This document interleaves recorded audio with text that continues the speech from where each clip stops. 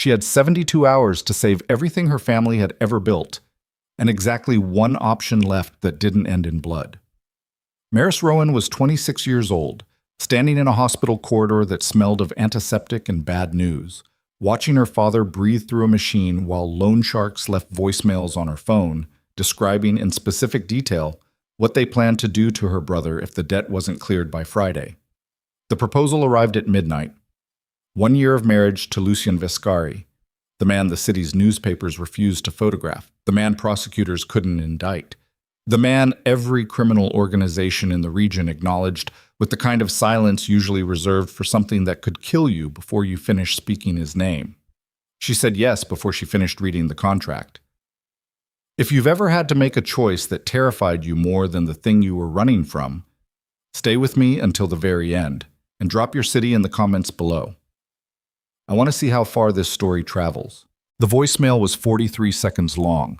Maris played it 3 times, standing in the hospital parking garage at 11:40 at night, her car keys biting into her palm, the concrete walls around her absorbing the sound so it felt private, as if the words weren't the kind of thing that should exist in a world with streetlights and vending machines and people who slept through the night. Miss Rowan, your father signed documents that are legally binding under 3 separate jurisdictions. The total outstanding is $4,200,000. We've been patient. Friday is the deadline. If you're wondering about your brother, don't. He came to us. That was his mistake. We'll return him in the condition you deserve. The call ended. Static. Then nothing. She sat down on the concrete floor of the parking garage because her legs stopped working. She sat there for 6 minutes. She knew because she watched the clock on her phone. And then she got up because there was no alternative to getting up. That was the thing nobody told you about real desperation. It didn't look like a movie. It looked like a woman in yesterday's clothes sitting on dirty concrete doing the math in her head for the 4th time and getting the same answer. $4 million. She had $11,000 in savings. Her mother's life insurance payout, what was left of it after the funeral 3 years ago. The construction company her father had built across 22 years of 6-day work weeks was worth maybe $1.5 million on a good day with a buyer who wasn't exploiting urgency. The house was mortgaged. The company equipment was leased. She was negative $3 million by any reasonable calculation, and she had 72 hours. The elevator doors opened, and a night shift nurse walked past without looking at her, which was fine. Maris didn't need to be looked at. She needed to think. She went back to her father's room on the 4th floor. He was asleep or sedated. The doctors used both words interchangeably in a way that she'd stopped asking them to clarify. The stroke had hit him 40 hours ago, in his office, apparently while he was on a phone call he never told anyone about. His business partner found him on the floor with the receiver still in his hand. The call log showed the conversation had lasted 11 minutes. Nobody could tell her who he'd been speaking to. The debt paperwork was in a manila folder on the bedside table. She'd picked it up from the company office that afternoon after 3 different creditors called in the same hour. The documents looked real. They looked like something a lawyer had prepared, stamped, notarized. Her father's signature appeared on 6 separate pages in the precise, slightly tilted handwriting she had watched sign her school permission slips for 12 years. She didn't understand all of it. She wasn't a financial attorney. But she could read well enough to know that the company's equipment, its receivables, its contracts, 2 commercial properties her father had acquired in the last 5 years, all of it had been pledged as collateral for a loan she had never heard her father mention. He wasn't a borrower. That was the thing. Edwin Rowan had built his company without debt, on principle, on stubbornness, on a particular working-class suspicion of banks that he'd inherited from his own father and passed down like a family trait. He talked about it at dinner. He was proud of it. She set the folder down and looked at his face. The machines beeped with the steady patience of things that didn't have feelings. "What did you sign?" she said quietly. Not angry. Not yet. Just asking. He didn't answer. The machines beeped. She left at midnight and drove home. At 12:37, her phone rang with a number she didn't recognize. She almost let it go to voicemail. She didn't. "Miss Rowan," a man's voice, controlled, not threatening, which was somehow more unsettling than the voicemail had been.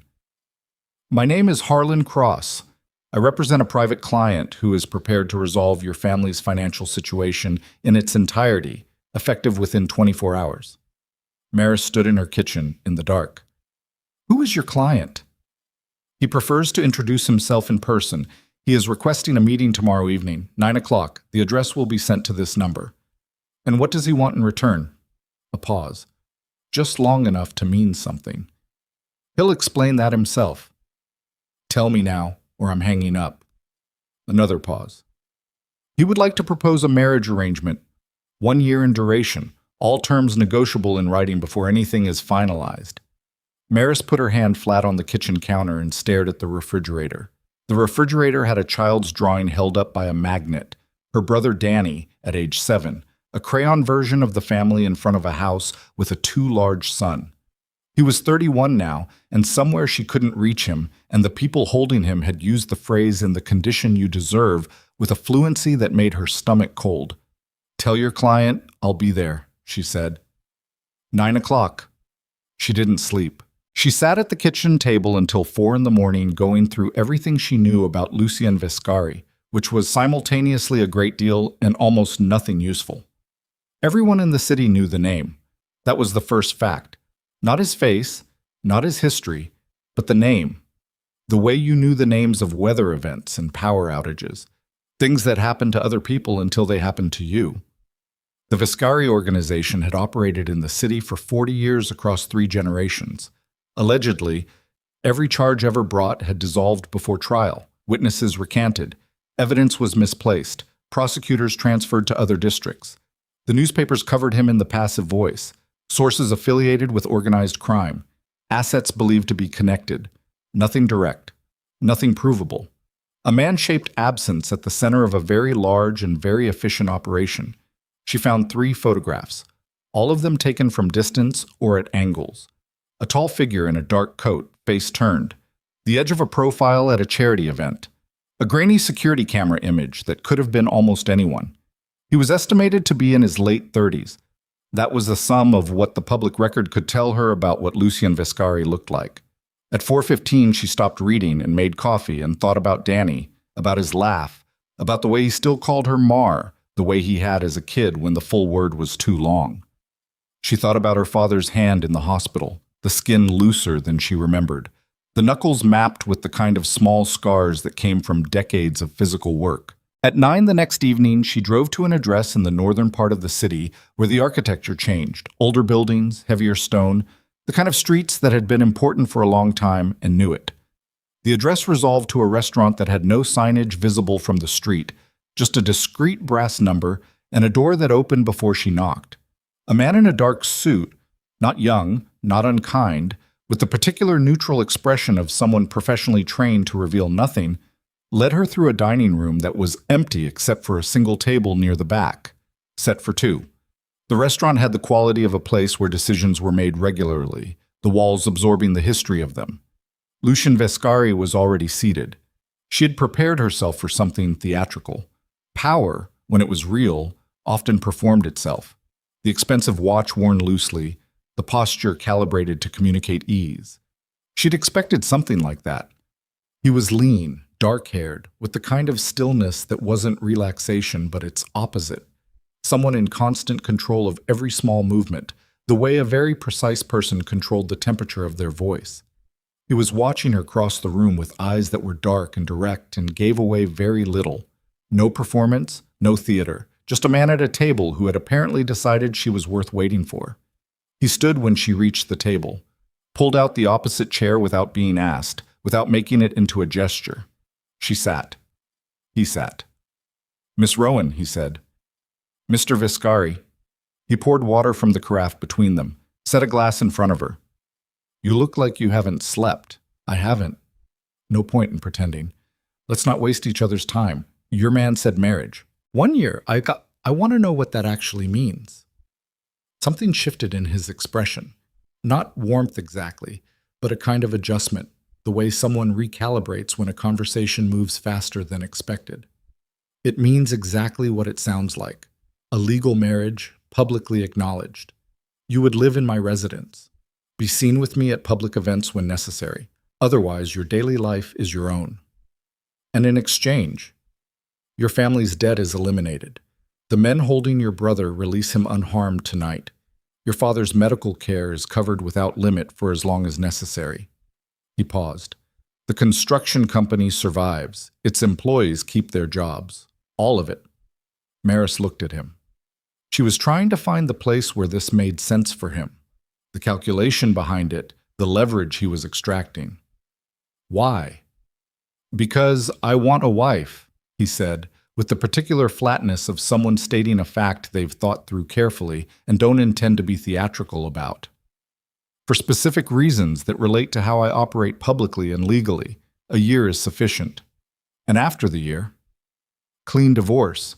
You keep a financial settlement I'll specify in writing. Whatever you want to do next is your concern. What would you expect from me? Specifically, presence, discretion. Don't talk to journalists. Don't ask questions about my business. Don't try to use what you see in my house. He held her gaze. I won't make other demands. She believed him and didn't know why, which was its own kind of alarm. I need to see my brother tonight, before I sign anything. He'll be at the hospital when you arrive. Your father's room.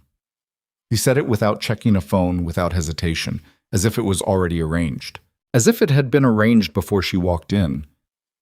That was the first thing that settled wrong in her chest. The sense that the edges of this situation were older than tonight. That she was stepping into something that had already been in motion for a long time.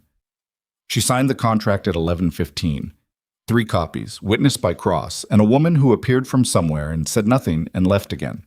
Maris read every page. It took 40 minutes. Vescari sat across the table and didn't rush her and drank 1 glass of water and waited. When she set the pen down, he looked at her with something she couldn't name. Not satisfaction exactly, something quieter than that. Your brother will be there, he said again. He was. Danny was sitting in a chair outside their father's room with a bruise on his jaw and a cut above his eye that had already been cleaned and bandaged by someone. He stood up when he saw her, and she grabbed him by both arms and looked at his face, and he said, I'm fine, Mar. I'm fine, in the voice of someone who was not entirely fine, but wanted to be. How did they let you go? She said. Someone called them. I don't know who. He looked down the corridor. Someone with enough authority that they didn't argue about it. She already knew the answer. She let it sit. The next morning, a car arrived at her apartment at 8. Maris had 2 bags. She'd packed the night before with the efficiency of someone who understood that her life had just changed irrevocably, and there was no use being sentimental about it. The driver didn't speak much.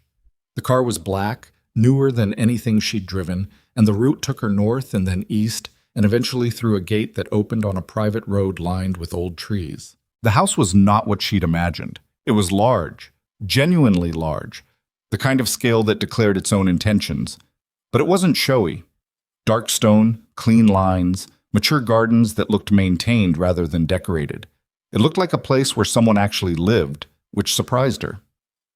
Harlan Cross met her at the entrance and walked her through rooms that were furnished with the austere quality of someone who had money and no interest in proving it.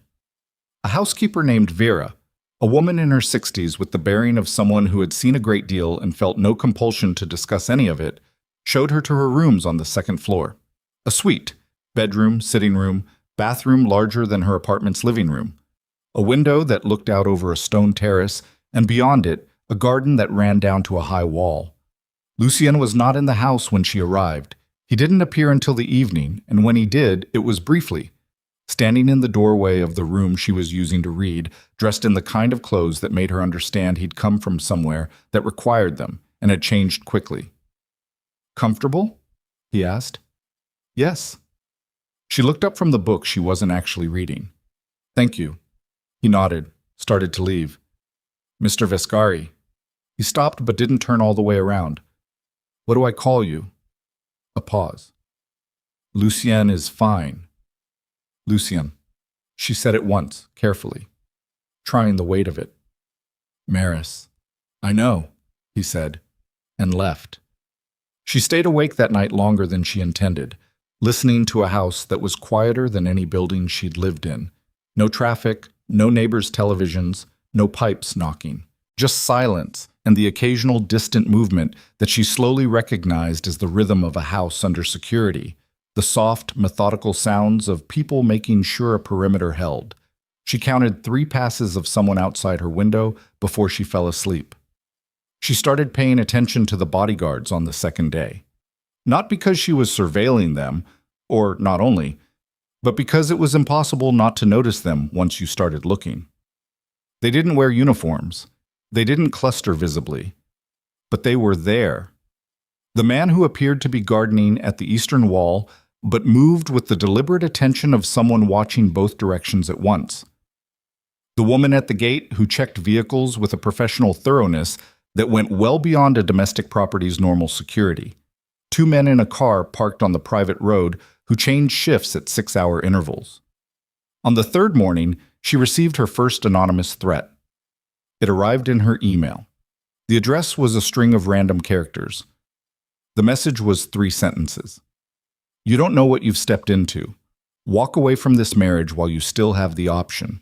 What happens to you next is your choice. She stared at it for a long time. Then she printed it, put it in an envelope, and left it on Lucien's desk in the study he used in the mornings, a room she'd been shown but not specifically invited into. She knocked, and he said, "Come in," and she laid the envelope on the desk without explanation. He read it without his expression changing, looked at her. "How did it reach you?" "Email. I'll forward you the full header. Do that." He set the paper down. "Are you frightened?" The honest answer was yes, in the background, a low-grade constant fear that she'd been running on for days. The honest answer was also that she'd been frightened since the voicemail in the parking garage, and fear had stopped feeling like information and started feeling like weather, present, manageable, not worth narrating. "I'm more interested in understanding what it means than in being frightened by it." He looked at her with that recalibrating quality again. "It means someone wants you gone, which means someone is unhappy about this marriage. Your enemies. Not mine specifically." He paused, which she was learning to read as the moment before he said something considered. "Or not only mine." She waited for more. He didn't offer it. She left the study and went back to her room and sat in the chair by the window and thought about 3 sentences from an address that didn't exist and the patience of a man who seemed to already know things he wasn't ready to explain. On the 5th day, she met Vera's full scope of silence. The housekeeper had worked in this house for 9 years. She said this without being asked, in the kitchen over morning coffee, with the precision of someone offering exactly what they'd decided to offer, and nothing additional. "Did you know his wife before?" Maris said, and then realized what she was asking and added, "If there was one. I'm sorry, I don't know his history." Vera considered the question with a brevity that suggested it had been asked before. "There was no wife before," she said. "There were women, not wives." She poured more coffee. "He doesn't explain himself, Miss Rowan. You'll find it's easier not to expect it." "Has he ever let someone live here? A woman?" "No." Maris absorbed this. "He was specific about your rooms," Vera said, in the tone of someone releasing a small, carefully chosen fact. "He chose the furniture himself. That suite has been redone twice in the last 3 months." Maris looked at the housekeeper. Vera's expression remained perfectly neutral. She picked up her coffee cup and left the kitchen with the particular efficiency of someone who had said exactly enough. The 6th day brought the second threat. This one was physical. A note slipped under the door of the suite while she was in the adjacent sitting room. The paper was heavy, cream-colored, expensive. The handwriting was unhurried. "He can't protect you from everything. He'll learn that the hard way." She held it and felt the shift in her chest. Not fear this time, or not only fear, but a kind of anger that surprised her with its clarity. Someone was reaching inside this house. Someone with access, or with someone who had access. She brought it to Lucien that evening. He was in the main sitting room, jacket off, reviewing something on his laptop. He read the note, and his jaw tightened almost imperceptibly. She was close enough to see it, and then he set it down. "Someone is inside," she said, "or they have someone who is." He looked at her. "I'm handling it." "How long have you been handling it?" Longer than I'd like. She sat down across from him without being invited to, which felt like a small declaration she hadn't entirely planned. I'm not going to pretend I'm not in the middle of this, whatever this is. He held her gaze for a moment. Then he said something she hadn't expected. I know you're not. He paused. I've been waiting for you to ask. Ask what? He picked up the laptop and turned it to face her. A name on a business profile. Dorian Kessler, 54. A financial photograph of someone in expensive surroundings who had learned to make money look like legitimacy. Your father's debt, Lucien said.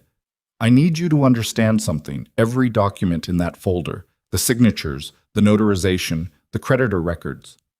He watched her face. None of it was real. The room was very quiet. What do you mean? The loan never happened, Lucien said. Your father never signed anything voluntarily. The records were constructed. The debt was fabricated. By whom? Lucien looked at the screen, at the name, at the photograph of the man in his expensive surroundings. By Kessler, he said, and by whoever helped him get to your father. Maris looked at the screen and felt the ground of the last 2 weeks shift beneath everything she thought she'd understood. Her father's stroke, the forged documents, the loan sharks. Danny's disappearance, the threats to her since she'd arrived here. None of it had been about money. It had never been about money. Why? She said. Her voice was quieter than she intended. Why us? Lucien's jaw moved. Because you were the fastest way to reach me, he said. And then his phone lit up on the table beside him, and whatever he was about to say next disappeared into the practiced silence of a man receiving information that required his immediate attention. He stood, picked up the phone, looked at whatever was on the screen. Lucien? She stood too. What is it? He looked at her with an expression she hadn't seen yet. Not controlled, not distant, but something underneath those things, something that had weight to it, something she didn't have a name for yet. Go to your room, he said. Stay there tonight. Tell me what's happening. Maurice, her name in his mouth, direct, and without the careful distance he usually maintained. Please. She went. She walked up the stairs and down the corridor and into her suite and sat on the edge of the bed and listened to the house come alive below her. Quick footsteps, doors, voices kept deliberately low, the sound of the property's security shifting from passive to something faster and more purposeful. She sat there for 2 hours. She didn't sleep. At 1:40 in the morning, the door of her suite opened without a knock. She was already awake, already sitting up. Lucien stood in the doorway in the same clothes as before, and there was something different in how he held himself. A controlled exhaustion, a decision that had been made and was now being executed. One of my men was found dead an hour ago, he said, without preamble, without softening. The man who delivers my security routes internally. He's been feeding information out for at least 3 months. He paused. Kessler knows the layout of this property. The room felt smaller suddenly. How much does he know? She said. Enough to move against us. His eyes on her. There's a safe house. Tomorrow morning I'm moving you there while I... No. The word came out flat and final, and she wasn't entirely sure where it had come from. I'm not going to a safe house while someone uses my family as a lever to reach you. Lucien looked at her. You said Kessler fabricated this to draw you into the open, she said. That means the moment I disappear into a safe house, you lose whatever leverage you have and he escalates. She held his gaze. I'm not going. He was quiet for a long moment, the kind of quiet that was actually very loud if you listened to it properly. You don't know what you're staying in the middle of, he said. No, she agreed, but I'm starting to learn. He looked at her with that expression again, the one with weight in it, the one she didn't have a name for yet. Then he crossed to the window and checked the terrace below in a way that was clearly habitual, the movement of someone who had been checking perimeters his entire adult life, and he stood there with his back to her for a moment before he turned. Get some sleep, he said. I'll post someone at your door. Lucien. He stopped. She said the next thing carefully because it mattered. Who was she? The woman in the warehouse fire, 12 years ago on the River District. the one someone pulled out before the building came down. The silence that followed was not the silence of someone who didn't know what she was talking about. It was the silence of someone who had been waiting a very long time for the question. He didn't move for a long moment. He stayed exactly where he was, one hand still resting against the window frame, the terrace lights throwing a long shadow across the floor between them. The silence stretched out, and Maris let it stretch because she understood, without fully understanding why she understood, that pushing him right now would close something that was barely open. Then he turned. "How did you know about the fire?" he said. His voice was level, but there was something underneath the level that wasn't level at all. "I didn't. Not specifically." She kept her hands in her lap, kept her voice even. "Vera mentioned you don't bring women here, that the suite was redone specifically, and you knew things about my family that you'd have no business knowing unless you'd been watching us for a long time." She paused. "The fire was in the River District. I was 22. I never saw who got me out. I tried to find out for months after, and every lead went dead." She looked at him. "It was you." Lucien moved away from the window. He didn't sit. He stood in the center of the room with the particular stillness of someone deciding exactly how much of a door to open. "You were working a site survey for a structural firm," he said. "The building was condemned. Someone didn't bother to file the notice properly, and the crew went in anyway. 11 people died." 14. His jaw moved. "I was there on unrelated business. I heard the structure go." He looked at the floor. "You were on the 3rd level. There wasn't time to go back for anyone else." Maris breathed slowly and carefully. She had spent 4 years trying to understand why she was alive when the people she'd gone in with weren't. She had built an entire architecture of survivor's guilt on the foundation of a face she'd never seen. And here was the face, standing in her bedroom at 2 a.m, telling her it was business, just proximity, just circumstance. "Unrelated business," she said. "Yes. And after. The scholarship, the anonymous donation that kept my father's company afloat in 2019 when the Harmon contract fell through." He didn't answer, which was its own answer. "How long?" she said. "Long enough." His eyes came up to hers. "I'm not going to make it into something it isn't. You were someone I couldn't forget. That's all I'll say tonight." She wanted to push harder. Every part of her that was accustomed to demanding clarity wanted to take that answer apart and examine every piece of it. But she looked at his face and saw something she hadn't expected. Not manipulation, not the careful performance of vulnerability, but the exhausted expression of a man who had kept a specific weight for a very long time and was setting it down with both hands and wasn't sure yet if that was a relief or a catastrophe. "Get some sleep," she said. She used his own words back at him deliberately. Something almost moved in his face. He nodded once. Left. She lay in the dark for a long time and thought about a burning building and a man who had spent 12 years watching over a woman from a distance and then built a marriage around the opportunity to do it from closer range. She didn't know what to do with that. She filed it somewhere interior and labeled it not yet, and eventually slept. Morning came gray and cold, the garden outside her window disappearing into low cloud. She dressed and went downstairs and found the kitchen occupied by Vera and 2 men she hadn't seen before, both of them large. Both of them carrying the specific quality of attention that distinguished security personnel from domestic staff. They acknowledged her without speaking and moved to give her access to the coffee pot with the smooth efficiency of people who had been repositioned in this house and were pretending that was normal. Lucien was in the study. She could hear his voice through the closed door, low, controlled. In a conversation she caught only fragments of as she passed. 3 men. Confirmed. The north side operation needs to be dark by noon. She kept walking. The threat came at 9:47 in the morning, and this time it wasn't anonymous. She was in the library, a room she'd claimed by accident on the second day, drawn by the quality of the light and the presence of actual books rather than decorative ones, when her phone rang. The number was partially familiar. She answered. "Miss Rowan," a man's voice, smooth in the way of someone who had practiced smooth for decades.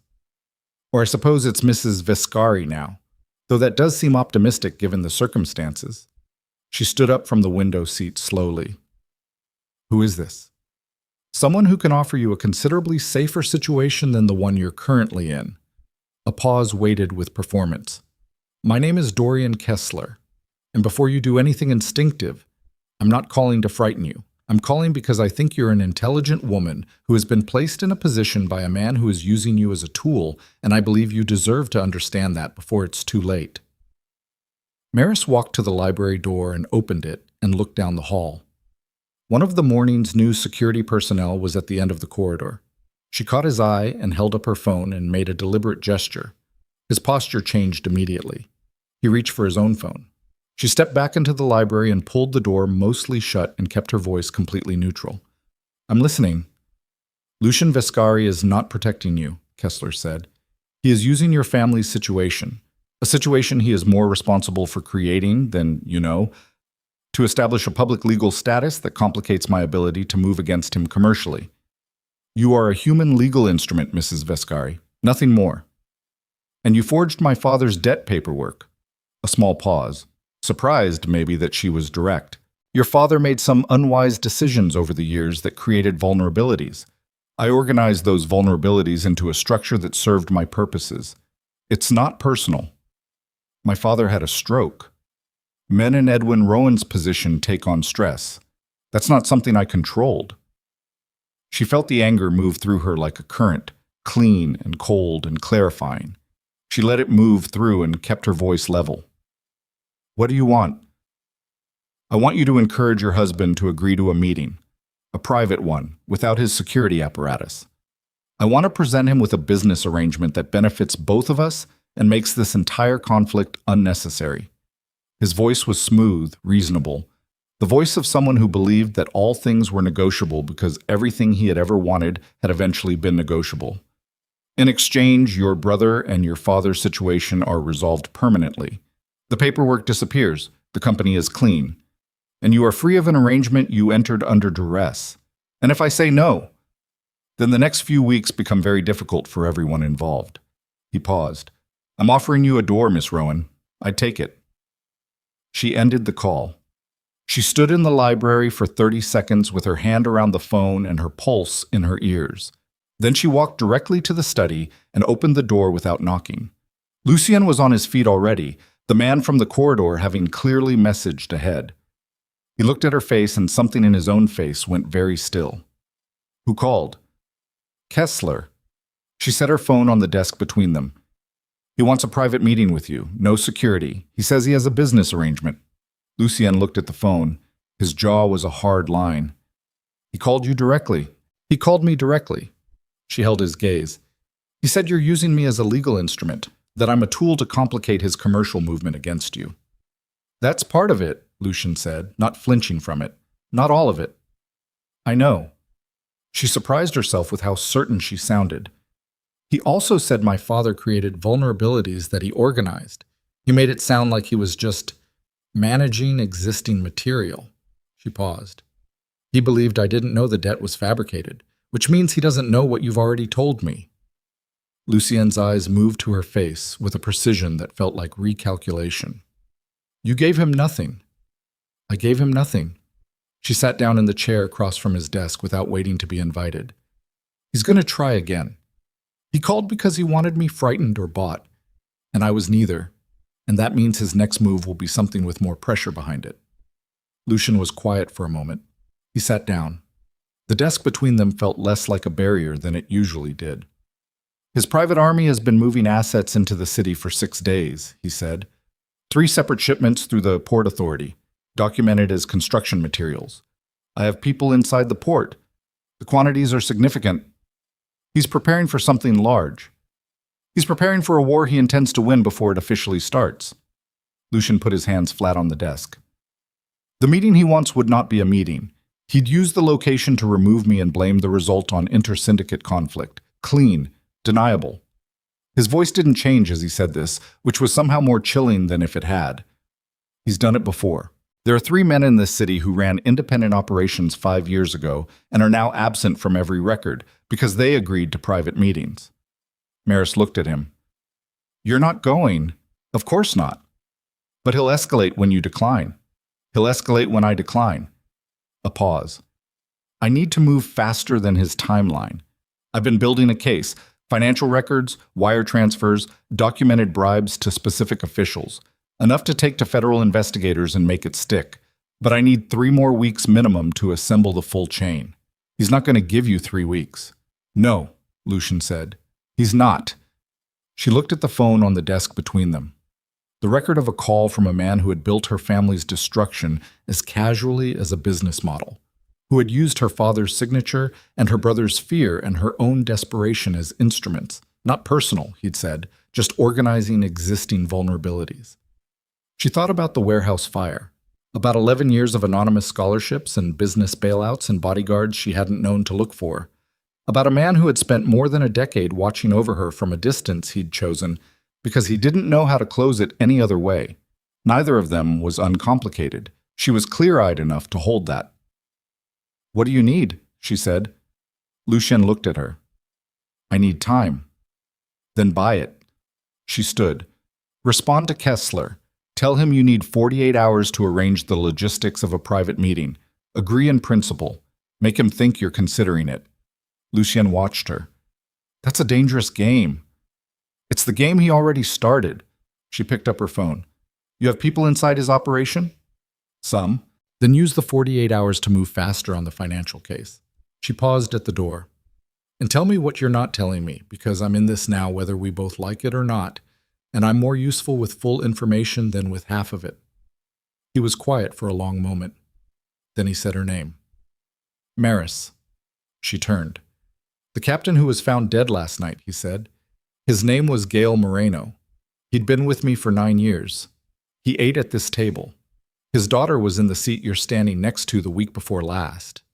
His voice was controlled, but the control was doing a great deal of work. "I trusted him completely." She understood what he was telling her.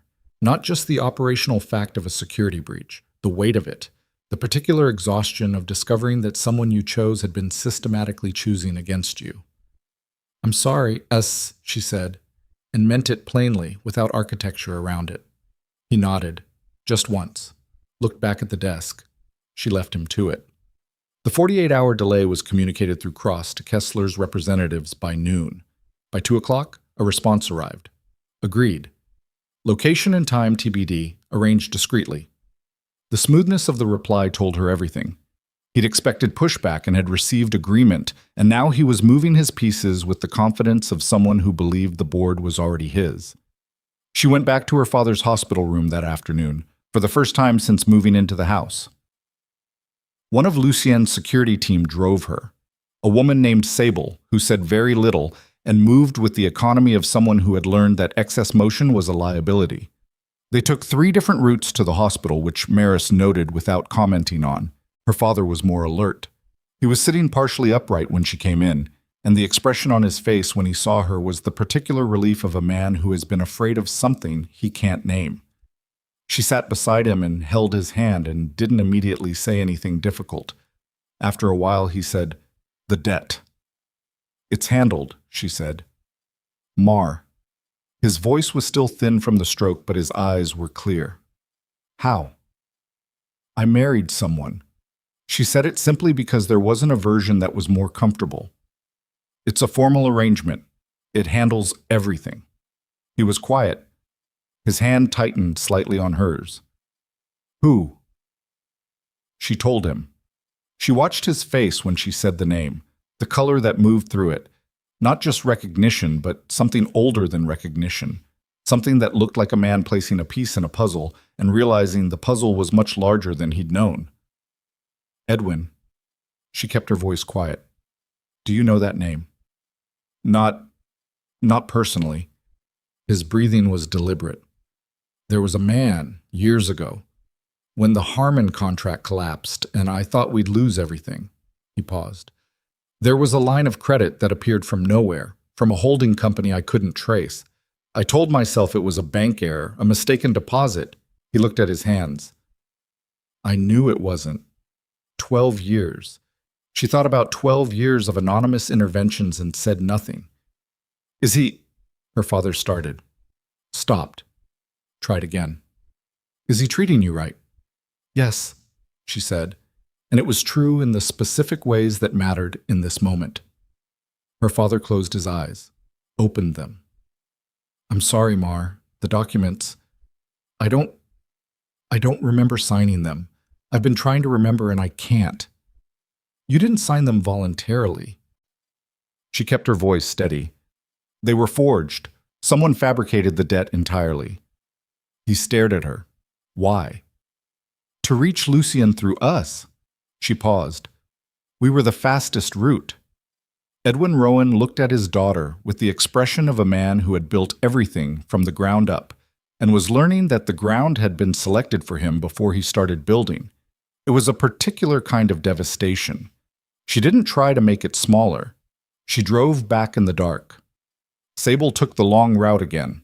The city moved past the windows in the way it always did, lit and indifferent, full of people having evenings that were not this. She was 15 minutes from the house when her phone buzzed, a message from a number she didn't have saved, a photograph. She looked at the photograph. Danny, sitting in what appeared to be a car, his face turned slightly toward the window, not visibly harmed, but his posture was the specific posture of someone who is being held and knows it. Below the photograph, one line of text. "He was home too long. Ask your husband what 48 hours really costs." Sable registered the change in her without being told. "What is it?" Maris looked at the photograph for another moment. Then she called Lucien. He answered on the first ring. She said 2 words. "They have Danny." The silence on the line was less than a second. "Where are you?" 10 minutes out. "Come directly in. Don't stop." His voice had changed. Not loud, not panicked, but stripped of everything that wasn't operational. This was the voice of a man who ran toward problems. "I'm calling the team now." She lowered the phone and looked at the photograph again. Her brother's profile in a car window, the angle of his shoulders. He was not okay, and they both knew it. Sable was already accelerating. The house came into view through the trees, its stone face lit from below, and Maris looked at it and thought, 9 days ago, I had never been inside this building. 9 days ago, the name Vescari was something that happened to other people in news stories I scrolled past. Now her brother was in the hands of a man who described destroying families as organizing existing vulnerabilities, and she was being driven toward the house of a man who had loved her silently for 12 years without ever finding a way to say so. And the 48 hours that were supposed to buy time were already being used as a weapon against both of them. Lucien met her at the door. He looked at the photograph on her phone. His face did something she hadn't seen it do yet. A coldness that went all the way down, the kind of cold that isn't absence of feeling, but its concentration into a single point. "Moreno," he said. Not a question. Not to her. Cross appeared at his shoulder. "Confirmed. The phone the message was sent from traces to a number Moreno registered 3 months ago under a false identity. A dead man's insurance policy." Lucien's jaw was a line. He set up a contingency before he died. Someone activated it. "Kessler's people," Maris said. "Yes." She looked at him. At the house behind him. At Cross and the assembled weight of an organization that was currently, visibly, straining under betrayal from inside and assault from outside simultaneously. "The 48 hours," she said. "Kessler accepted them too easily." Lucien's eyes came to her face. "He wasn't buying time," she said. "He used our request for delay to demonstrate that he already has leverage. Danny is the proof that he doesn't need to wait for you to come to a meeting. He's telling you he can reach anything you're protecting." The men around Lucien were very still. She was aware of them in the way you became aware of the weight of a room. "She's right," Cross said quietly. Behind him, the security apparatus of the house was visibly shifting into a higher register. Phones, hushed voices, the sound of preparations. Lucien looked at Maris for a long moment. In the yellow light from the entrance, she could see the exhaustion in him. The particular exhaustion of someone managing too many fronts at once, of a man who had planned for contingencies but not for the contingency of caring what happened to specific people. That was the problem, she understood suddenly. That was the crack in his armor that Kessler had found and was using.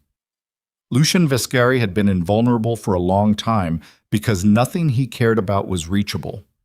And then he'd built a marriage around a woman he'd protected from a distance for 12 years and brought her family into proximity and handed his enemy a set of levers he'd never had before. She was the liability. Danny was the lever. And her father, in his hospital room, was the failsafe. "I need you to show me the vault," she said. Everyone in the entrance went still. Lucien looked at her. "What?"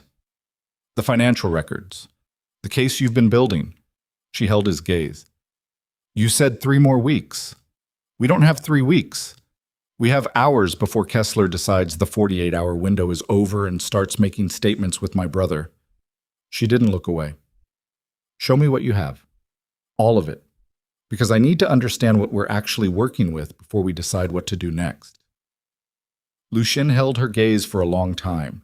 The entrance was very quiet. Then he said, "Follow me," and walked toward the back of the house, toward the room she'd been told was a wine cellar and had understood, even when she was told it, was not a wine cellar. She followed him. Behind her, Cross and the others remained in the entrance, the security apparatus of the house holding its position while its center moved inward, and Maris Rowan walked into the deepest part of a man's world, with her eyes open and her jaw set and her brother's photograph burning in her coat pocket like something that hadn't finished what it started. The door at the end of the corridor required a keypad and a secondary physical lock. Lucien used both without hesitation. The door opened on a room that was cool and fluorescent lit and absolutely silent, its walls lined with filing systems and 3 separate encrypted servers, and in the center of it a table covered in documents organized with the precise care of someone who understood that paper could be the most lethal thing in any room. She stood in the entrance of it and looked at 12 years of Dorian Kessler's crimes laid out with the patience of a man building a cage 1 bar at a time. And somewhere in the city, in a car she couldn't find yet, her brother sat in the specific silence of someone waiting to find out what his life was worth to the people who were supposed to protect him. The answer, Maris decided, looking at the room around her, was going to be everything. The vault smelled of cool air and old paper, and the particular sterile quality of encrypted servers running continuously in a sealed room. Maris stood at the table and looked at what 12 years of patience looked like when it was organized by someone who understood that the most dangerous weapon in any conflict was documentation. Lucien moved to the far end of the table. He didn't explain or narrate. He simply began pulling specific files and setting them in front of her in a sequence that told its own story. The way a man who had spent years building this alone would present it to the first person he'd ever shown it to. She read. She was a fast reader and she was motivated, and she stood at that table for 2 hours without sitting down, moving through wire transfer records and shell company registrations and photographs of meetings between Kessler and men whose names she recognized from the business pages, and in 2 cases, from the federal judiciary. Lucien stood on the opposite side of the table and answered her questions when she asked them and stayed quiet when she was reading. At 11:40, she set down a folder and looked at him. He owns a judge on the federal appellate court. 2. The second one is harder to document. The financial connection runs through 4 intermediary companies. But you have it. I have enough of it. He pulled a different file. The problem is chain of custody. Everything I've built is from inside sources and intercepted communications. Federal investigators can use it as a roadmap, but they need corroborating documentation from legitimate channels, or it gets thrown before it ever reaches a courtroom. Which is why you needed 3 more weeks. I have a source inside Kessler's primary accounting firm. She's been photographing internal records for 6 months. She needs 3 more weeks to reach the transfers that connect his private accounts to the bribery payments directly. He paused. Without that connection, everything else is circumstantial. Enough to damage him publicly, but not enough to guarantee he's removed from operation permanently. Maris looked at the table. At the carefully organized years of work. At the specific shape of a problem that was 3 weeks from being solved and had tonight become something that couldn't wait 3 hours. "What's her name?" Maris said. "My source." "Yes." A pause. "Why?" "Because if Kessler is moving this aggressively tonight, it means his timeline has accelerated, which means something changed his calculation. Either he found out about your source or he's found out about this." She gestured at the room around them. "Or both." Lucien's stillness had a different quality to it now. She was learning to read the gradations. This one was the stillness of a man who had just had a thought he didn't like. He moved to the nearest server terminal and pulled up an internal communications log and read something on the screen. His jaw tightened by a fraction. "Tell me," she said. He turned the screen toward her. An internal message, time-stamped 6 hours ago, from a routing address inside his own organization. The content was 3 lines. Coordinates, a server access code, and the name of his source inside Kessler's accounting firm. Someone inside Lucien's network had sent Kessler's people the name of the woman who had been photographing financial records for 6 months. Maris read it twice. Moreno sent this before he died. The timestamp is from 4 hours before his body was found. Lucien's voice was flat. He had a secondary communication line we didn't know about. He was sending information up until the last hour. She thought about what that meant, about the specific sequence of it. Moreno feeding out security routes, feeding out the name of the source, and then being disposed of by Kessler's people once his usefulness concluded. A dead informant being a cleaner outcome than a living one who might eventually talk. "Your source," she said. "Does she know?" Lucien was already on his phone. He waited. His face told her the answer before he said anything, because she was watching him and he wasn't watching her. He was looking at a fixed point on the wall with the expression of someone receiving information that is arriving a specific amount of time too late. He lowered the phone. "She's not answering." The room held the information. "She could be asleep," Maris said, and heard how hollow it was as she said it. "She has a protocol. Any contact from me after 10 p.m., she responds within 3 minutes, regardless of what she's doing." He looked at the time. "It's been 9 minutes." Maris put both hands on the edge of the table. She looked at the files in front of her, 12 years of careful construction, and understood that the architecture of the plan had just taken a structural hit that changed what was possible. The source was gone or compromised. The 3-week timeline was gone. The financial chain that would make this case prosecutable rather than merely damaging was now in question, and Danny was still in a car somewhere in the city. "We need to move on what we have," she said. "What we have isn't enough to guarantee—" "I know what it isn't enough for." She looked up at him. "But we have enough to make noise. Enough to put names in front of journalists who will publish before anyone can stop them. Enough to make Kessler's partners nervous." She paused. "Nervous partners make mistakes. Mistakes create openings." Oh, Lucien looked at her for a moment. "That's a different strategy than prosecution." "Prosecution required 3 more weeks we don't have." She held his gaze. "We work with what's in front of us." He was quiet. The servers hummed in the silence. She could hear her own heartbeat in the quality of the air in this sealed room, and she focused on keeping her breathing even, because panic was a resource drain she couldn't afford tonight. "There's something else," Lucien said. She waited. He moved to a drawer beneath the server terminal and removed a secondary folder set. Smaller than the others, newer, the kind of folder that had been referenced less often and therefore kept separate. He set it on the table between them and looked at it for a moment before he opened it. "I've known for 2 weeks that there was a second person inside my organization feeding information to Kessler," he said. "Not Moreno. Someone else. Someone higher." The room temperature didn't change. The feeling in her chest did. "How high?" "High enough to have attended the meeting 3 months ago where I discussed the marriage arrangement for the first time." He opened the folder, turned it toward her. "High enough to have been the person who originally suggested your family as a viable approach vector to Kessler when Kessler was looking for a way to reach me." She looked at the document in the folder. It was an intercepted message, partially decoded, the kind of thing that had taken significant technical resources to surface. The identifying information was partial. A routing signature, a time pattern, a set of cross-referenced contact points that narrowed the source to a small number of people. She read the list. 4 names. 4 members of Lucien's inner organization who had the access level consistent with the communications pattern. She read the list again. One of the names was Harlan Cross. She kept her face still by an act of will that cost her. She read the rest of the document with the same careful attention she'd given every other file tonight, and then she set it down and looked at Lucien. He was watching her face. "You see it." "Cross."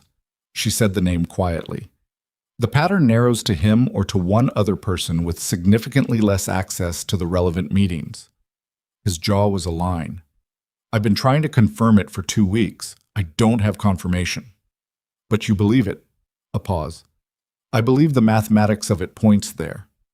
Maris thought about Cross, about his neutral expression and his professional precision and the way he had appeared at her side at every significant moment in the last 9 days, showing her to her rooms, handling communications, standing at Lucien's shoulder in the entrance when she arrived back with Danny's photograph. Present at every juncture, useful at every juncture. The most dangerous kind of traitor was the one who was also genuinely good at his job. Where is he now? She said. Upstairs. Managing the response to Danny's situation. Managing our response, she said, while potentially feeding the situation to Kessler in real time. Lucien's eyes were very dark and very still. Yes. Then we don't tell him anything from this point. She looked at the files. Whatever we decide to do next, Cross doesn't know. Agreed. And we need to move on Danny tonight. Because if Cross is feeding Kessler our movements, every hour we wait is an hour Kessler has to use Danny as a different kind of leverage. She straightened. What do you have that Cross doesn't know about? People, resources, locations? Lucien looked at her for a moment in a way that she was beginning to recognize. The recalibration, the adjustment to a version of her that kept arriving slightly faster and more fully formed than he'd anticipated. Then he moved to the secondary server, the one separate from the main array, and input a code she noticed he hadn't used in front of her before. 3 men, he said, outside the main organization. No connection to Cross or to anyone Cross has contact with. I've used them twice in the last 4 years for operations that needed to stay clean. He pulled up a contact interface. They're expensive and they're not available on short notice usually. Call them now. She picked up the folder with Cross's name in it. And I need to make a call of my own. He looked at her. To who? She thought about a journalist she'd met 3 years ago, an investigative reporter at a national outlet who had spent 2 years on a financial corruption piece that went nowhere because her sources dried up. A woman who had handed Maris a card at a conference and said, if you ever stumble onto something that smells wrong, call me first. She hadn't known then why someone would say that to a structural assessor from a mid-sized construction company. She understood now that stumbling onto things was its own skill set. Someone who can start publishing within 6 hours of receiving documentation, Maris said. Someone whose outlet has enough legal protection to withstand Kessler's first attempt to kill the story. Lucien studied her. Once you make that call, there's no version where this ends quietly. There was never a version where this ended quietly, she said. Kessler stopped that option when he took my brother. They worked through the night. Lucien in contact with his 3 off-network operatives, building a location trace on the vehicle from the photograph, cross-referencing traffic camera data from 3 districts with the partial background detail visible in the image. Maurice at the secondary terminal, scanning and organizing the most damning material from the vault into a transferable package, selecting for the documents most likely to survive a legal challenge to their admission. At 2 a.m, Cross knocked on the vault door. Lucien answered it. Maris stayed at the terminal, her back to the door, her body language deliberately casual. The phone trace on the number that sent the photograph came back, Cross said. His voice was exactly as neutral as it always was. Professional, calm. Dead end.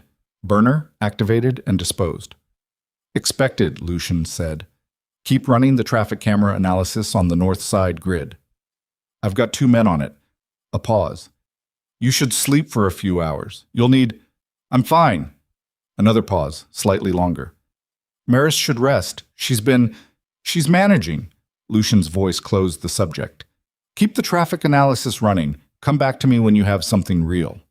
A beat of silence from the corridor. Maris kept her eyes on the screen. She was conscious of the specific quality of the silence of someone who wanted to see more clearly into a room and was calculating whether pressing further would reveal the desire. Of course, Cross said. The door closed. Maris exhaled, slowly. He knows we're down here. He's always known where the vault is. Lucien's voice was quiet. He just doesn't know what we're doing in it tonight. He's suspicious. Yes. How long before he acts on it? Lucien moved back to the main table.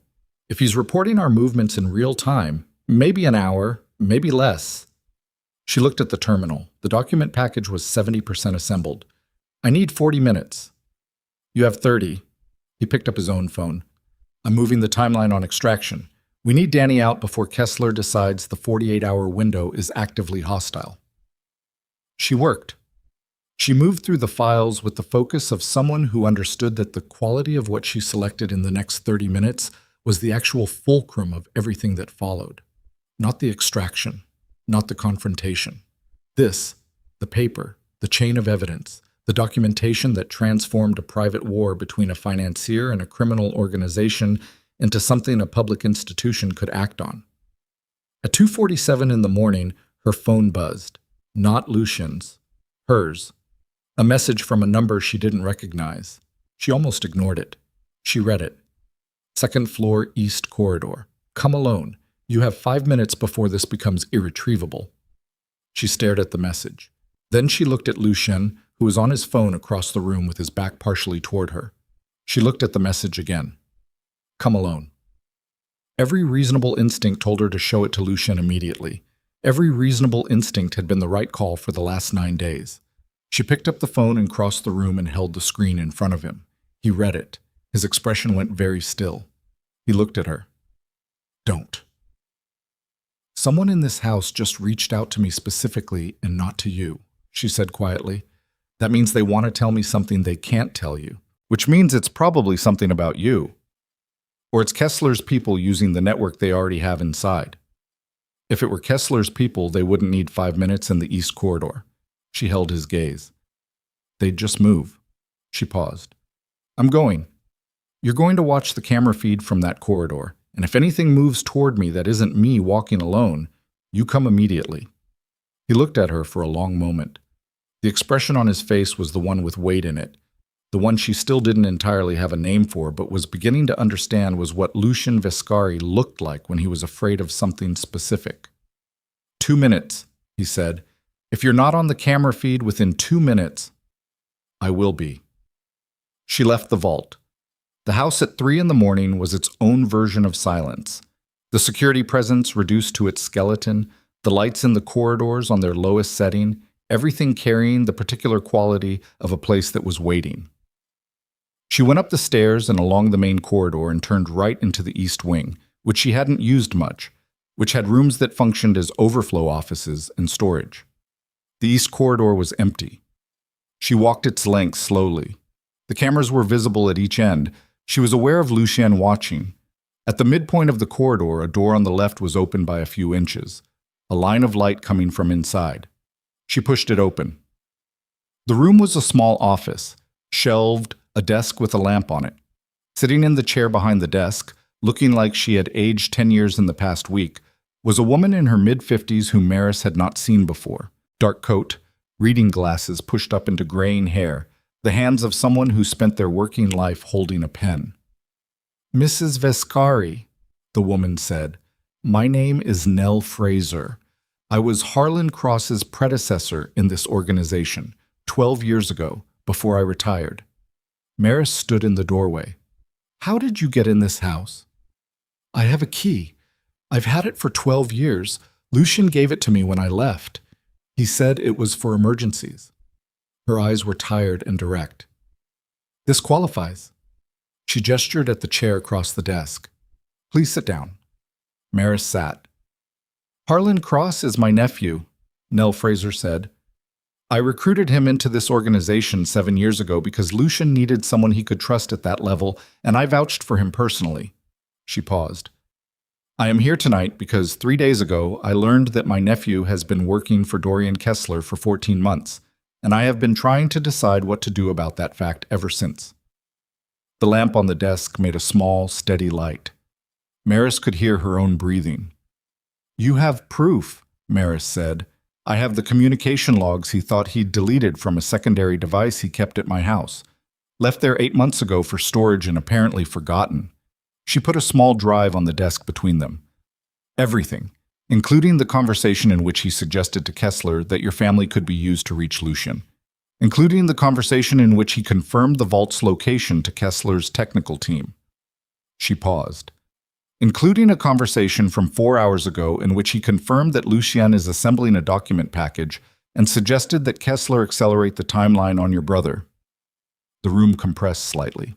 Maris felt it in her sternum, the specific physiological impact of information arriving that changes the shape of the last several hours retroactively. Every conversation she'd had in Cross's presence, every detail she hadn't said in front of him tonight, every detail Lucien had. "He knows about the document package," she said. "Yes." She picked up the drive. "Why come to me and not Lucien?" Nell Fraser looked at her hands for a moment. "Because Harlan is my blood. I can't look Lucien in the face and hand him what's on that drive. That is a limitation I'm aware of and not proud of." She looked up. "But I can give it to you, and you can decide what to do with it." Maris stood. She closed her hand around the drive. "How long has Cross been in contact with Kessler tonight?" "The last log I have is from an hour ago." "An hour?" Cross at the vault door asking if she needed rest. Cross offering to keep running the traffic analysis. Cross, in the last hour, telling Kessler something. She moved to the door, stopped. "Did Cross know about the warehouse fire? About Lucien's history with my family?" Nell Fraser was quiet for a moment. "He knew enough. He's the one who told Kessler that Lucien had a personal connection to your family. That's why your family was chosen specifically." Her voice was even, but her hands on the desk were not. He understood that the personal dimension would make Lucien less rational, less predictable. Maris stood in the doorway of a small room in a house she'd lived in for 9 days and absorbed the specific shape of what she'd just been handed. Cross had known about Lucien's connection to her family. Cross had used that knowledge to direct Kessler toward the precise point of vulnerability. The forged debt, the loan sharks, the stroke, Danny's disappearance, all of it traced back not to Kessler's independent intelligence, but to a man who had eaten at Lucien's table and knew exactly where to press. She walked back to the vault without running, because running in corridors at 3 a.m. would alert Cross if he was watching the internal cameras. She pushed open the vault door. Lucien was at the security monitor watching the East Corridor feed. He turned when she came in, his eyes going immediately to her face and then to her closed hand. She opened her hand, set the drive on the table. "It was Cross," she said. "From the beginning. He identified my family as the approach vector. He told Kessler about the personal connection. He confirmed the vault's location and told Kessler about the document package an hour ago." She looked at him steadily. "There's full communication logs on that drive, from his former supervisor, who is currently in the East Wing office." Lucien looked at the drive. She watched him absorb it, not the fact of Cross's betrayal, which she understood he had been mathematically prepared for, but the specific shape of it. The knowledge that the man who had attended the meeting where a marriage arrangement was first discussed had immediately turned that information into a weapon. That every protective measure he'd taken had been reported as it was being taken. That the personal dimension, the thing he had never allowed to be a lever before, had been found and used with surgical precision by someone who knew him well enough to know where it was. His face did something she hadn't seen it do in 9 days. It went completely still in a way that was beyond control. That was past the point where control was something a person chose, and into the territory where it was the only thing keeping other things from escaping. She crossed the room and put her hand on the table beside him, not on his arm, not touching him, just close. "Lucien." He exhaled. One breath, long and deliberate. "Where is Cross now?" "I don't know. He left the vault door 20 minutes ago." Lucien moved to the monitor and pulled up the internal camera grid. He scanned it with the fast, professional efficiency of a man who knew every camera angle in his own house. Then his hand on the mouse went still. She looked at the screen he was looking at. The main entrance camera showed the front door. Open. The 2 security personnel who had been stationed there all night were on the floor, not moving. "He's running," Maris said. "He's not running." Lucien's voice was very quiet. He zoomed the camera feed. On the driveway, visible at the edge of the frame, a vehicle was pulling away. And in the vehicle's wash of headlights, for just a second, the camera caught the face of someone in the passenger seat. Angular features, a bruise on the jaw, a cut above one eye that had been cleaned and bandaged. Danny, in the car with Cross. Her brother was not being held by anonymous operatives in a location they were still tracing.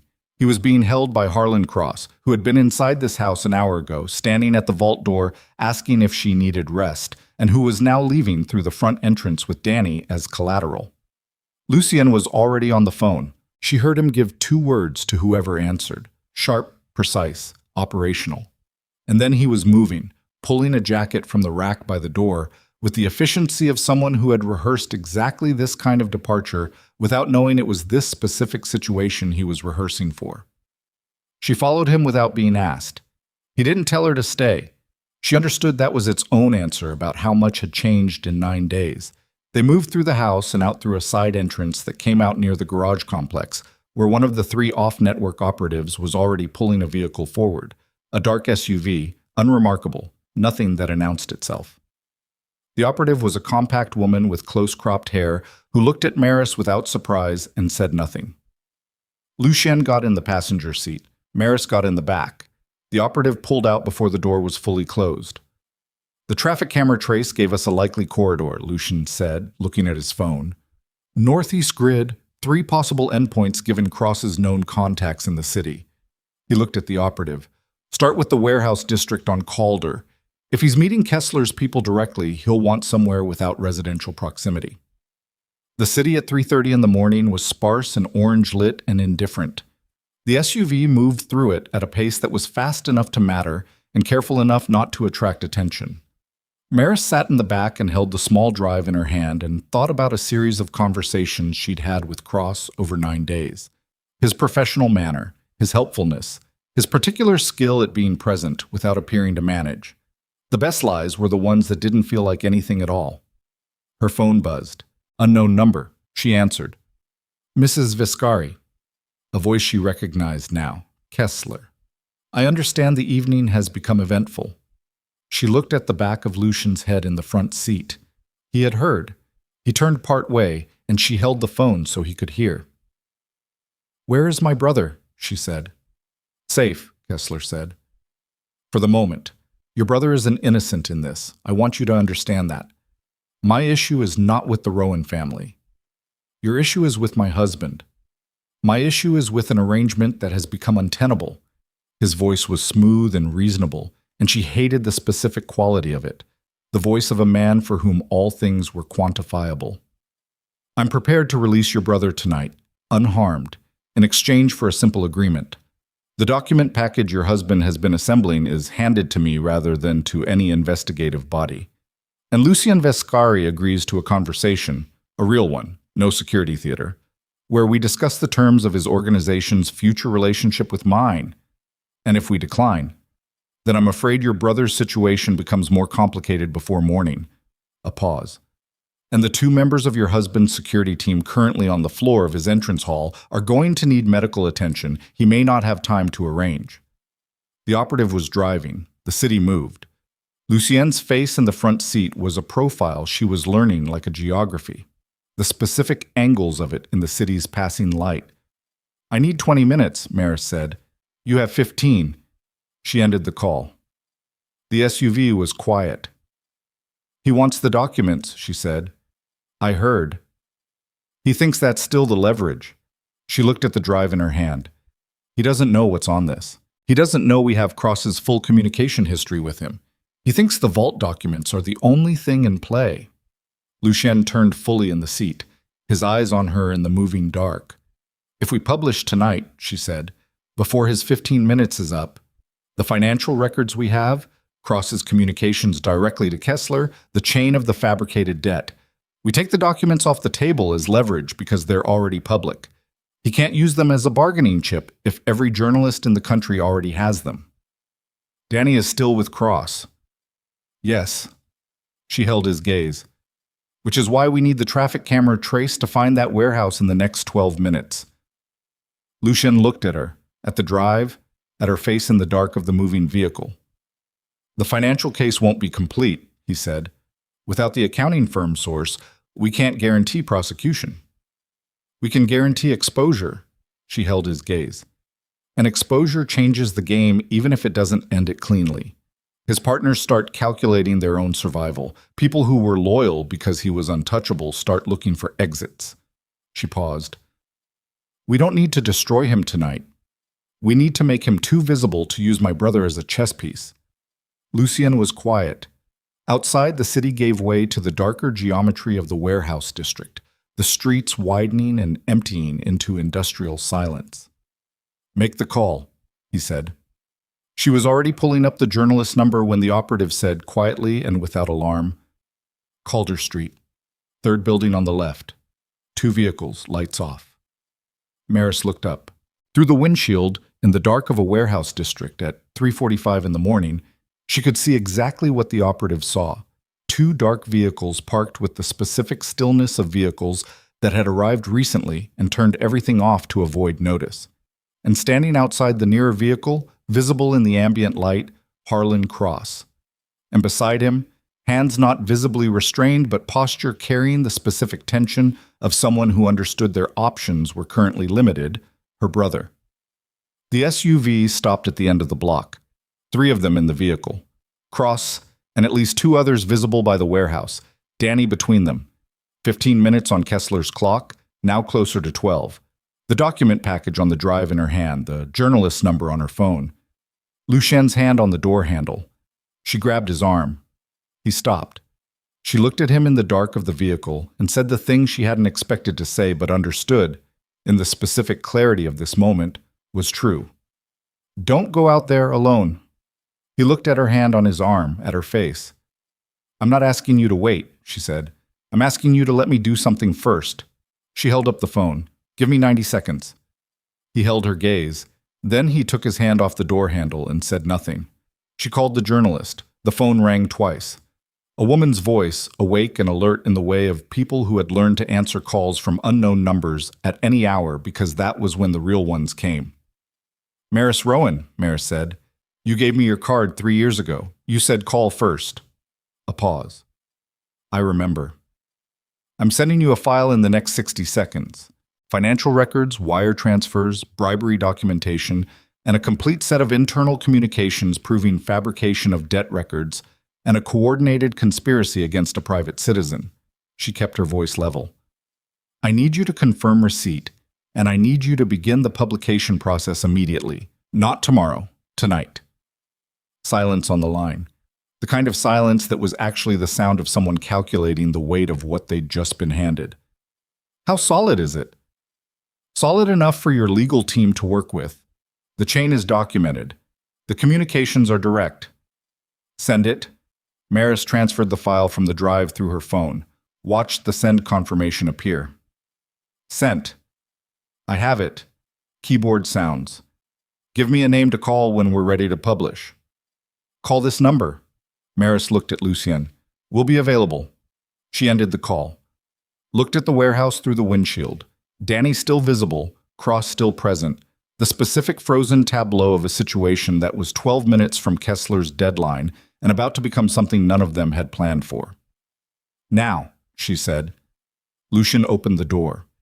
And in the warehouse district at 3:47 in the morning, with the evidence already moving through digital channels toward a woman who had been waiting 3 years for exactly this, the last door closed behind them, and there was nothing left but what came next. The cold hit her the moment she stepped out of the SUV. The specific cold of a warehouse district at 4 in the morning, damp and industrial, carrying the smell of the river 3 blocks east, and the particular silence of a city that had temporarily run out of things to say. Lucien was already moving, not running, controlled, deliberate, the movement of someone who had entered situations like this before and understood that speed without awareness was how people died. The operative fell in behind him and slightly to the right. Maris came third, and nobody told her to stay in the vehicle, and she didn't. Cross saw them at 30 meters. She watched his face in the available light, the amber wash from a security lamp on the warehouse wall.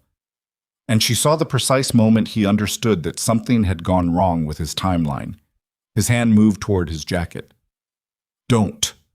Lucien's voice carried the distance without being loud. It was the particular register of a voice that had given orders in the dark before. Harlan, don't. Cross's hand stopped. His face settled into something that wasn't quite shame and wasn't quite defiance. The expression of a man who had been caught and was now performing calculations about what postures were still available to him. Danny was 6 feet to Cross's left. He was standing with his arms loose at his sides, in the way of someone who had been told to stand there and not move. And he was looking at his sister with an expression that was equal parts relief and the specific guilt of someone who had spent several hours being used as a bargaining chip and understood the cost of that. The two men flanking Cross were Kessler's people. She could read it in their stance, the way they held themselves with the professional patience of hired operatives waiting for instruction. One of them had a hand already at his side. The other was watching Lucien's operative with the focused attention of someone assessing a threat level. 10 meters out, Lucien stopped. Maris stopped behind him. The warehouse wall behind Cross held the security lamp's light and threw everything into amber and shadow. "It's over, Harlan," Lucien said. Not angry. Something colder than angry. "I need you to step away from Danny Rowan." Cross looked at him. The calculation in his face was visible.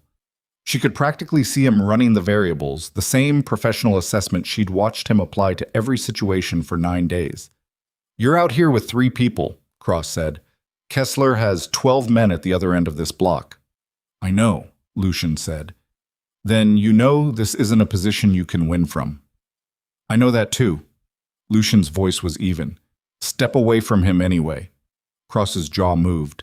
"Lucien, you told Kessler about my connection to her family." Lucien's voice didn't change volume, but something in it shifted. Something underneath the control that was moving closer to the surface. "You sat at my table for 7 years, and you knew what she meant, and you handed it to him like a resource allocation." Cross was quiet for a moment. When he spoke, his voice had a quality she hadn't heard in it before. Not quite remorse, but its exhausted cousin. "You were never going to move against Kessler. You'd been building that case for 3 years, and you were never going to use it. You were going to keep building forever because using it meant the end of everything you knew how to be." He paused. "I needed him neutralized. The alliance he was offering was the only—" "You needed money," Lucien said. Flat. Final. "Don't dress it up." Cross said nothing. The silence confirmed it more thoroughly than any answer would have. Maris looked at Danny. He was watching Cross with an expression she recognized. The specific look of someone who has spent several hours in enforced proximity to a person and has understood something about them that they didn't want to understand. She caught his eye and gave him a single small nod. He read it, and his shoulders dropped by a fraction. Then Kessler's man on the left moved, not toward Lucien, toward Danny. A hand on Danny's arm, repositioning him, a deliberate demonstration of who currently held what. "Mr. Kessler has been patient," the man said. His voice was accented, Eastern European, professionally flat. "The 15 minutes concluded 4 minutes ago. He would like to know the status of his request." Lucien looked at the man. "Tell him the documents have already been published." The man's expression didn't change, but something behind it did. He reached for his phone. "Your employer's financial records, wire transfer history, bribery payments to 2 federal judges, and the complete communication logs of Mr. Cross's 14 months of cooperation with his organization are currently being processed for publication by a national outlet." Lucien's voice was level. "He has perhaps 20 minutes before the first articles go live. After that, every partner he has in 3 countries will be reading their own names in the same story." Cross made a sound that wasn't quite a word. His face had gone a particular color. The operative on the phone spoke quickly, in a language Maris didn't have, and then listened. His face changed in a way that faces changed when information arrived that made the current position untenable. He lowered the phone, looked at his partner, a glance that carried a conversation. Then both of Kessler's men took 3 steps back, not running, not surrendering, just repositioning, recalculating. The specific movement of professionals who had just received new information about their employer's stability and were quietly beginning to factor that into their own survival mathematics. Danny took 2 steps toward Maris. Cross let him go. She grabbed her brother's arm when he reached her, grabbed it with both hands, The physical reality of him, solid and present, and not in the condition Kessler had implied he'd be in, a cut on his jaw and exhaustion in his face, but functional, standing, his. And she didn't say anything because there wasn't anything to say that the grip of her hands didn't already cover. "Mar," he said quietly, "I'm okay." "I know," she said, and didn't let go. Lucien had not moved. He was still at 10 meters from Cross, the amber light between them, the warehouse wall at Cross's back. "Where's Kessler?" Lucien said. Cross looked at him for a long moment.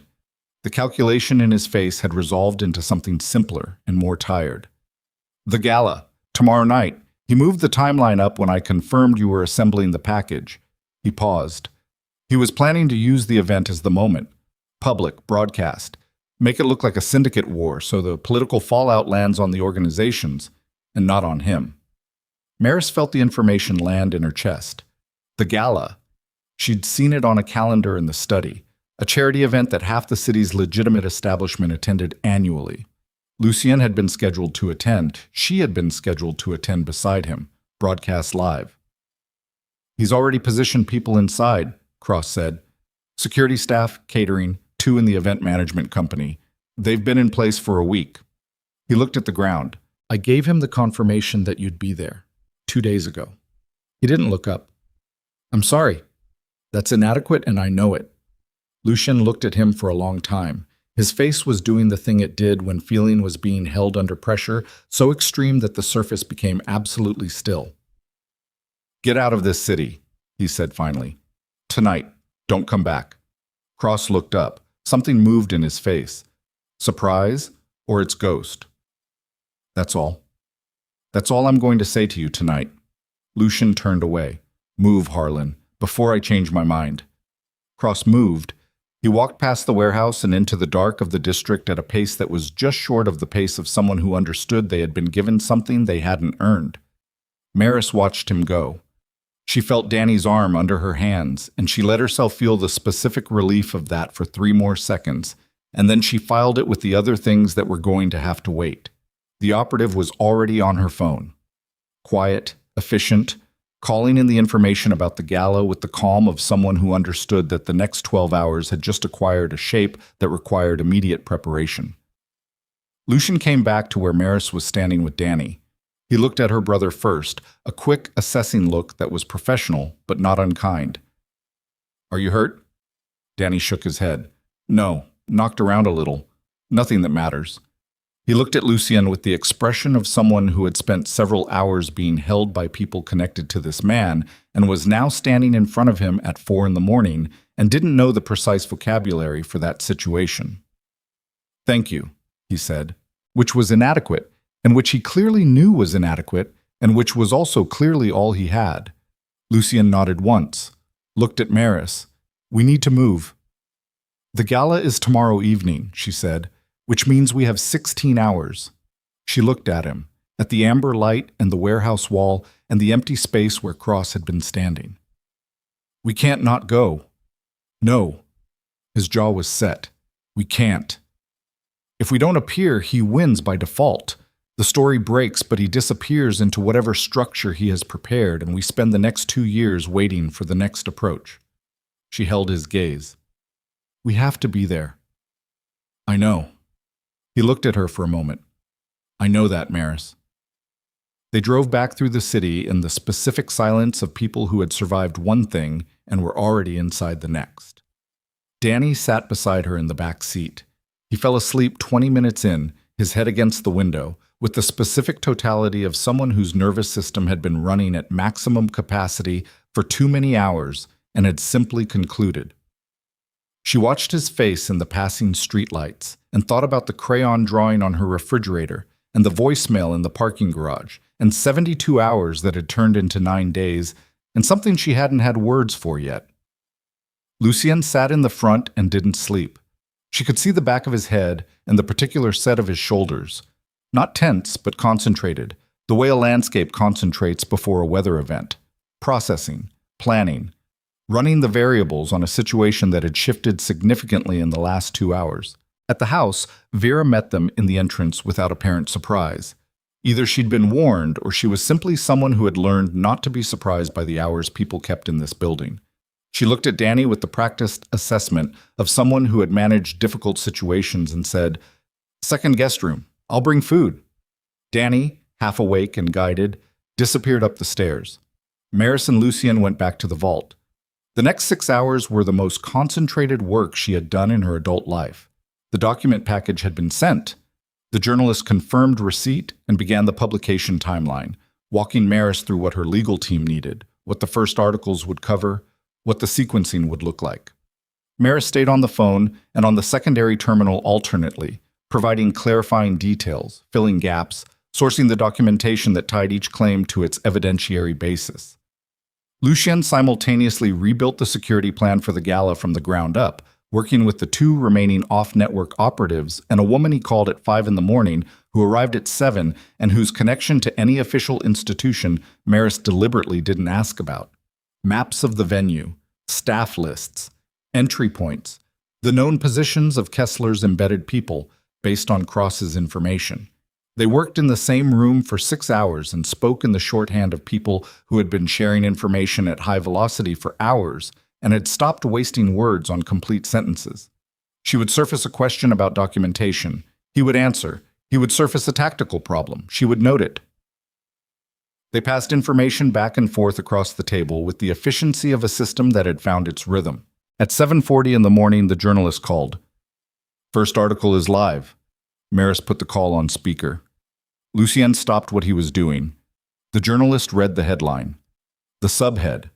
The opening paragraph, which named Kessler directly, which named the judges directly, which named the specific financial instruments used to route the bribery payments. Maris listened to it in the cool fluorescent air of the vault and felt something in her chest that was too complicated to be simple satisfaction. The specific feeling of a very long wire being cut. "His PR firm is already calling," the journalist said. "We're getting legal threats. Our counsel is handling it." A pause. "This is solid, Maris. This is going to hold." "Keep publishing," Maris said. "Everything in the sequence we discussed." "We will." A beat. "Is there going to be more?" Maris looked at Lucien across the table, at the venue map between them, at the 16 hours that had become 8. "Possibly," she said. "Stay available." She ended the call. The vault was quiet. "His partners are going to be reading it now," Lucien said. "Yes. Some of them will call him. Some of them will go quiet." He looked at the map. "The ones who go quiet are the dangerous ones, the ones who've already decided to cut their losses and want to do it while his attention is elsewhere." "The gala is still the plan," she said. "He's committed to it. He's had people in place for a week. He's not going to walk away from an operation he's already resourced just because the financial story broke." "No," Lucien agreed. "He's going to accelerate it. The exposure makes it more urgent. If he removes me publicly tonight, the narrative becomes syndicate retaliation for a hit piece. It muddies the story. Makes the documentation look like it was planted." He paused. "It's actually a more compelling reason to move tonight than it was before the article dropped." She looked at the venue map, at the entry points, at the positions Cross had identified, at a room that would be full of the city's legitimate establishment, broadcast to the city's television audience, and underneath that surface, underneath the charity auction and the tuxedos and the photographed arrivals, a set of prepared positions that had been a week in the making. "He'll use the chaos," she said. "He'll want it to look like the violence came from inside the event, from Lucien's organization retaliating against someone. He needs a plausible villain, and Lucien is the most plausible one available. Which means the moment anything starts, every camera in that room and every law enforcement response is going to be pointed at me." Lucien's voice was level. "Which means you can't be the one who moves against his people." She looked at him. "He's built the frame so any action you take looks like the thing he's accusing you of." Lucien looked at the map. "Then who moves?" She looked at the map too, at the entry points, at the staff positions, at the particular geography of a large public event that had been designed to be watched. "I do," she said. He looked up at her. "I'm not the story he's built," she said. "I'm not a syndicate figure. I'm not the target of anyone's political narrative. I'm a structural assessor from a construction company who married someone under duress and has been sitting in a house for 9 days. She held his gaze. Nobody in that room is expecting me to do anything. That's the only real advantage we have. He was quiet for a long time. She watched him hold the thing that he was clearly feeling, whatever specific form it took in a man who had spent 12 years watching over a woman and was now being asked to let her walk into a room full of prepared operatives and hold it and say nothing about it. "What are you thinking?" he said, not asking her to stop, asking her to say it. His people are positioned at the north entry, the east service corridor, and the 2 camera positions on the mezzanine, she said, pointing at the map. Crosses information. The point of the operation is to create a moment, something that looks like an attempt on Kessler that can be attributed to Lucy. They'll manufacture it, a weapon found on one of your people, a witness who places your security team near the origin point. She paused. If I can get to the service corridor before the event starts, I can document the preparation. Photographs, footage, evidence that what's happening tonight is staged. She paused again. And I can get that to the journalist before the first shot is fired or the first staged incident happens so that, when it does, the frame is already broken. Lucien looked at the map, at her face, at the map again. The East Service Corridor requires a staff credential. Then get me one. A beat. Vera's niece works the catering operation that services this event, he said quietly. She's done it 3 years running. Then we have a credential. He looked at her for a very long time, the kind of look that was doing a great deal of work underneath its surface. If anything moves toward you in that corridor, he started, I'll be fine. That's not a plan. That's a statement. I know. She held his gaze. Trust me. He exhaled. One long breath. I've trusted you since the night I brought you here, he said. That's not in question. He looked at the map. There are 3 positions between the service corridor and the main ballroom floor. I'll have the operatives cover 2 of them. The third is a blind spot on the camera grid. He pointed. Here. If anything goes wrong, you move toward this point and stay there until I can reach you. Understood. Don't move from the corridor until I signal. He looked at her. I'll be on the main floor. When Kessler's people begin to position, I'll know it. I'll signal. And if Kessler moves against you before then, his mouth did something that wasn't quite a smile. Then I'll manage. Lucien. She put her hand on the map between them, not on his hand, beside it, close. Don't manage alone. He looked at her hand, at the space between their hands on the map.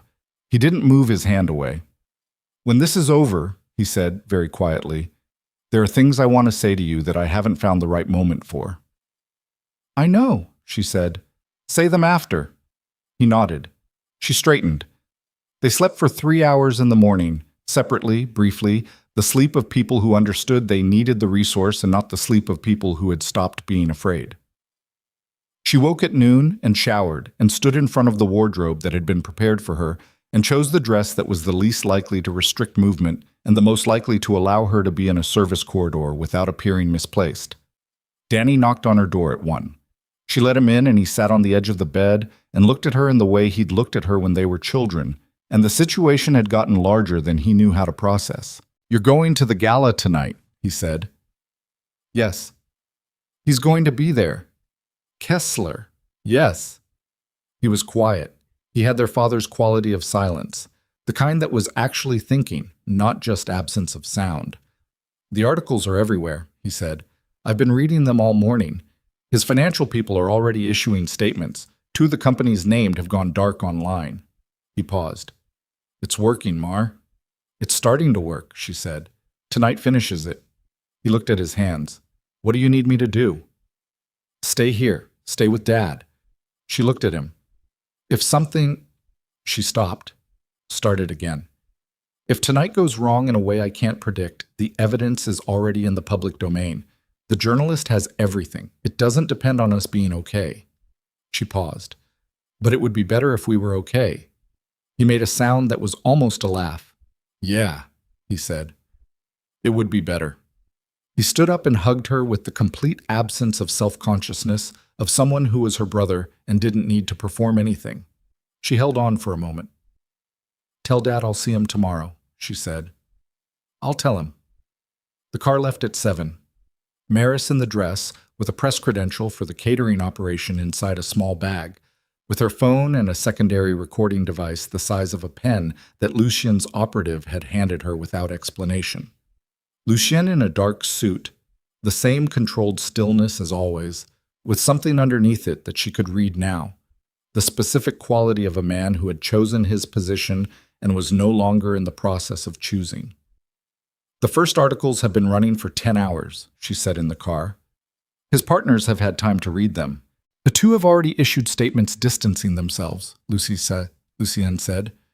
One has gone completely dark. He paused. Kessler will know I'm responsible for the leak. He's going to be, angry, she said. Beyond angry. He looked at her. Angry people make different kinds of mistakes than calculated people. Be ready for something that isn't exactly what Cross described. She nodded. The gala venue was a converted civic building. Old stone, wide staircases, the kind of architecture that believed in its own importance. The entrance was lit for the occasion, a line of vehicles discharging guests at the base of the stairs, camera crews from 2 outlets stationed at the arrivals point. She could see 3 of Kessler's security staff in positions Cross had identified, standing in the amber and white light of the entrance looking like hired event security and doing it well. The car stopped. The operative in front said quietly, "Service entrance is on the south side. 70 meters. I'll take you when you're ready." Lucien looked at Maris. In the interior light of the car, his face had the quality of someone who had something to say and had decided to say it now rather than after. "In the warehouse fire," he said, "I told you it was unrelated business. That was true, but it wasn't the whole truth." He held her gaze. "I went back 4 times, after I got you out, to see if anyone else—" He stopped. There was no one else. But I stayed on that street until the structure was fully down and I knew no one was coming out. He paused. "I don't know why I'm telling you this now." "Because now is when it fits," she said. He looked at her. Something in his face settled. The weight she'd been watching him carry, shifting incrementally towards something lighter and more bearable. "Go to the main entrance," she said. "Don't look for me until I signal." She got out of the car on the south side. The operative walked her to the service entrance at a pace that was purposeful without being hurried. The credential worked. She was inside the building. The east service corridor was fluorescent lit, narrow, carrying the organized chaos of a large event's logistical backbone. Catering staff, folded linen, equipment staged for rapid deployment. She moved through it with the purposeful invisibility of someone who belonged and knew where they were going and had no surplus body language to spare. She found the first of Kessler's planted operatives at the junction of the service corridor and the secondary exit, a man in catering whites who was standing in a position that made no logistical sense for someone preparing food service. She photographed him from 30 feet with her phone angled at the floor, the image capturing his position, the equipment bag at his feet, the earpiece he hadn't bothered to conceal well enough in a fluorescent light. The second was harder. She spent 4 minutes navigating to the mezzanine access stairwell and found what she was looking for in the electrical junction room, a small space accessed off the main service corridor, whose door was slightly ajar, and which contained, when she put her phone through the gap at ankle height, 2 men and a case that was not audio-visual equipment despite the labeling. She sent both image sets to the journalist with a 2-line message. Staged. Inside the event. Publish the location immediately if anything happens tonight. The response came back in 90 seconds. Received. Watching the feed. Her phone vibrated. Lucien. 1 word. Moving. She looked at the corridor around her, the service entrance behind her, the mezzanine stairwell ahead, the specific geography of a building that was about to become a different kind of stage than the one it had been built for. She moved toward the main floor access. The ballroom was everything these events always were.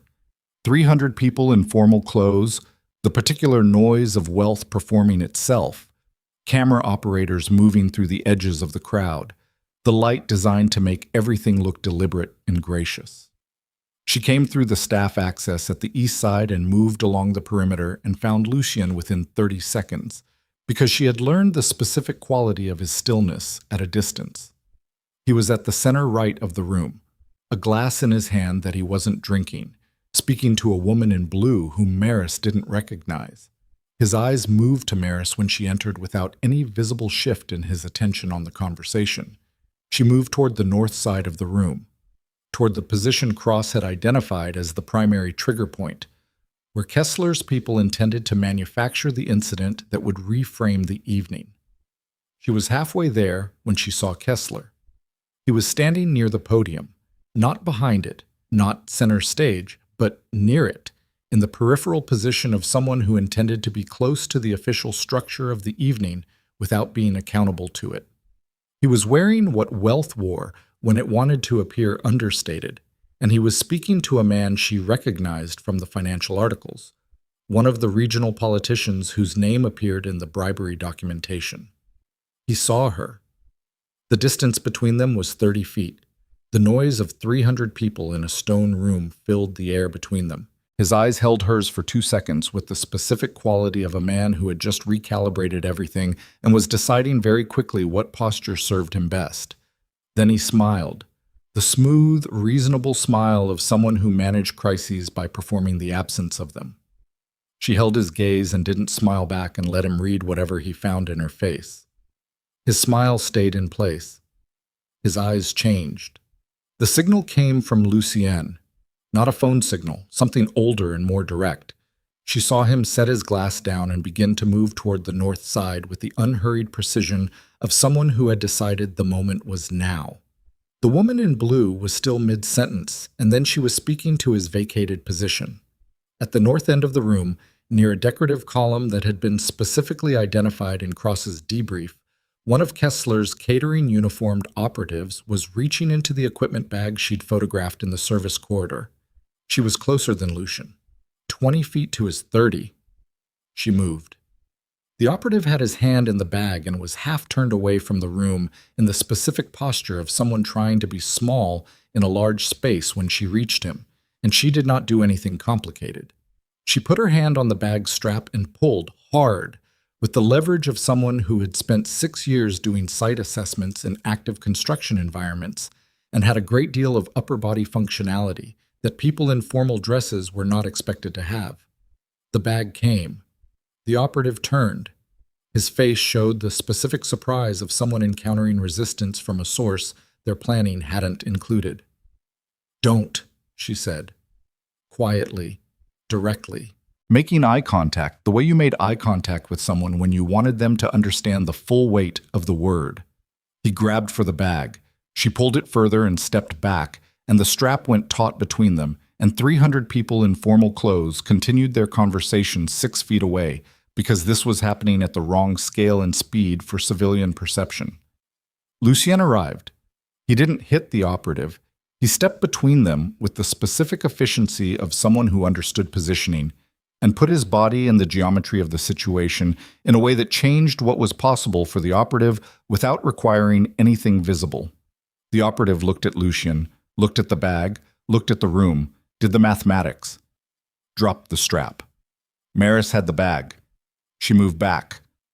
Her heart was in her throat in the specific physical way of something that was doing its job. Not terror, not paralysis, just the body communicating that the stakes were real and it was responding accordingly. Then the lights went out. Not a flicker, not a partial failure. All of them. The ballroom dropping into the complete darkness of a building that had been prepared for exactly this, the cameras cutting to emergency mode, 300 voices lifting simultaneously in the specific sound a crowd made when it didn't know if it was in danger. In the dark, from the direction of the podium, she heard a sound she recognized from a distance and a training course and hoped she was wrong about the sound of a suppressed firearm discharging once, then again. Then, in a voice she recognized with the specific cold clarity of encountering something you've prepared for and hoped not to encounter, she heard Dorian Kessler say, loudly enough to carry over the crowd noise, "He's been shot. Someone call. Vescari's men, I saw them." She was already moving toward Lucien. Her hand found his arm in the dark. Solid, present, standing. And then found the wet of his sleeve and understood what the wet was, and her chest turned to stone. "I'm standing," he said. His voice was controlled, not entirely steady. "I'm standing, Maris. You're hit. Shoulder." A breath that was more effort than it should have been. "It's the shoulder." The emergency lights came on. Red-tinted, insufficient, casting the ballroom in the specific light of a situation that had crossed from orchestrated chaos into something with consequences. She could see Kessler near the podium with his hands up, and an expression of performed shock that she wanted to take apart with her bare hands. She could see cameras still rolling. She could see Lucien's face in the red light, pale, controlled, the kind of controlled that was costing him significantly. "Stay up," she said. "I'm up." He was. His weight was shifted, but he was upright, and his hand had found her arm the same way hers had found his. Her phone. She pulled it, called the journalist. "He staged a shooting in the ballroom," she said, the moment the line connected, her voice lower and faster than she'd planned. "Kessler, he's claiming Lucien's people fired. I have photographs of his operatives inside the event taken an hour ago. Publish everything now, all of it, tonight. Don't wait for the morning cycle." A beat. "Publishing now," the journalist said. She ended the call and looked at Lucien, at his shoulder, at the controlled damage of a man who was still standing by an act of considerable will and the specific stubbornness of someone who had decided how this evening was going to end. Kessler's voice again, performing distress for the cameras that were still rolling. But the performance had a different quality now. She could hear it. The slightly higher register of a man who was discovering that his frame wasn't landing the way it was supposed to, that the crowd wasn't responding with the clean narrative he'd prepared, that somewhere in the room something had not gone according to the geometry he'd built. She looked at him across the red-lit ballroom, at the cameras, at the 300 witnesses, at the specific public stage he had selected because he believed it would work in his favor. She let go of Lucien's arm. "Can you stand without me?" "Yes." "Then stand." She looked at Kessler. "Because I need to walk over there." Lucien's hand tightened on her arm for one moment. One breath. Then he let go. She walked toward Dorian Kessler across a ballroom floor lit by emergency red, through 300 people who had stopped moving, through the specific silence that follows a gunshot in a public space when the crowd has not yet decided whether to run or stay. And she walked at a pace that was neither rushed nor hesitant, because she had calculated that the cameras were still running and that every frame of this moment was going to matter in ways that extended far beyond tonight. Kessler saw her coming. His hands were still partially raised, the performance of an innocent man caught in chaos, and his eyes tracked her approach with the focused attention of someone running rapid threat assessment. Around him, 2 of his people had closed in with the instinct of a protective formation. But they hadn't drawn anything because drawing anything in a room full of cameras and 300 witnesses was not in any version of Kessler's plan. That was his problem now, she understood. He had built an operation designed to look like something it wasn't, and the cameras that were supposed to serve his narrative were the same cameras that would serve hers. She stopped 6 feet from him. The distance felt exact, not close enough for anything physical, close enough to be clearly in frame. "Mrs. Vescari." His voice was smooth, controlled, the particular register of a man who had been managing crises in public for 30 years and knew how to perform composure when composure was the only remaining asset. "You should step back. There's been a shooting that you arranged," she said. "Not loud, not performing, just clear. Photographs of your operatives in the service corridor were taken 1 hour ago and published 40 minutes ago alongside documentation of every bribery payment you've made in the last 12 years. She looked at him, at the cameras, back at him. "The men you have on the mezzanine are already being detained. The ones in catering whites near the north column. One of them is sitting on the floor right now with a bag I took from him that your people can explain to law enforcement." Kessler's face did something she'd been waiting to see. The specific micro-failure of a performance when the performer realizes the audience already knows the script. It lasted less than a second. His face reassembled itself. "These are very serious accusations," he said, for the cameras, his voice carrying the weight of a man being wronged in public. "They're not accusations," she said. "They're a published record." She took her phone from her bag and held it up without breaking eye contact. "The financial chain from your private accounts to Judge Harmon's offshore holding company is on the front page of 4 national outlets right now. The wire transfer documentation naming Judge Pierce is on 2 more.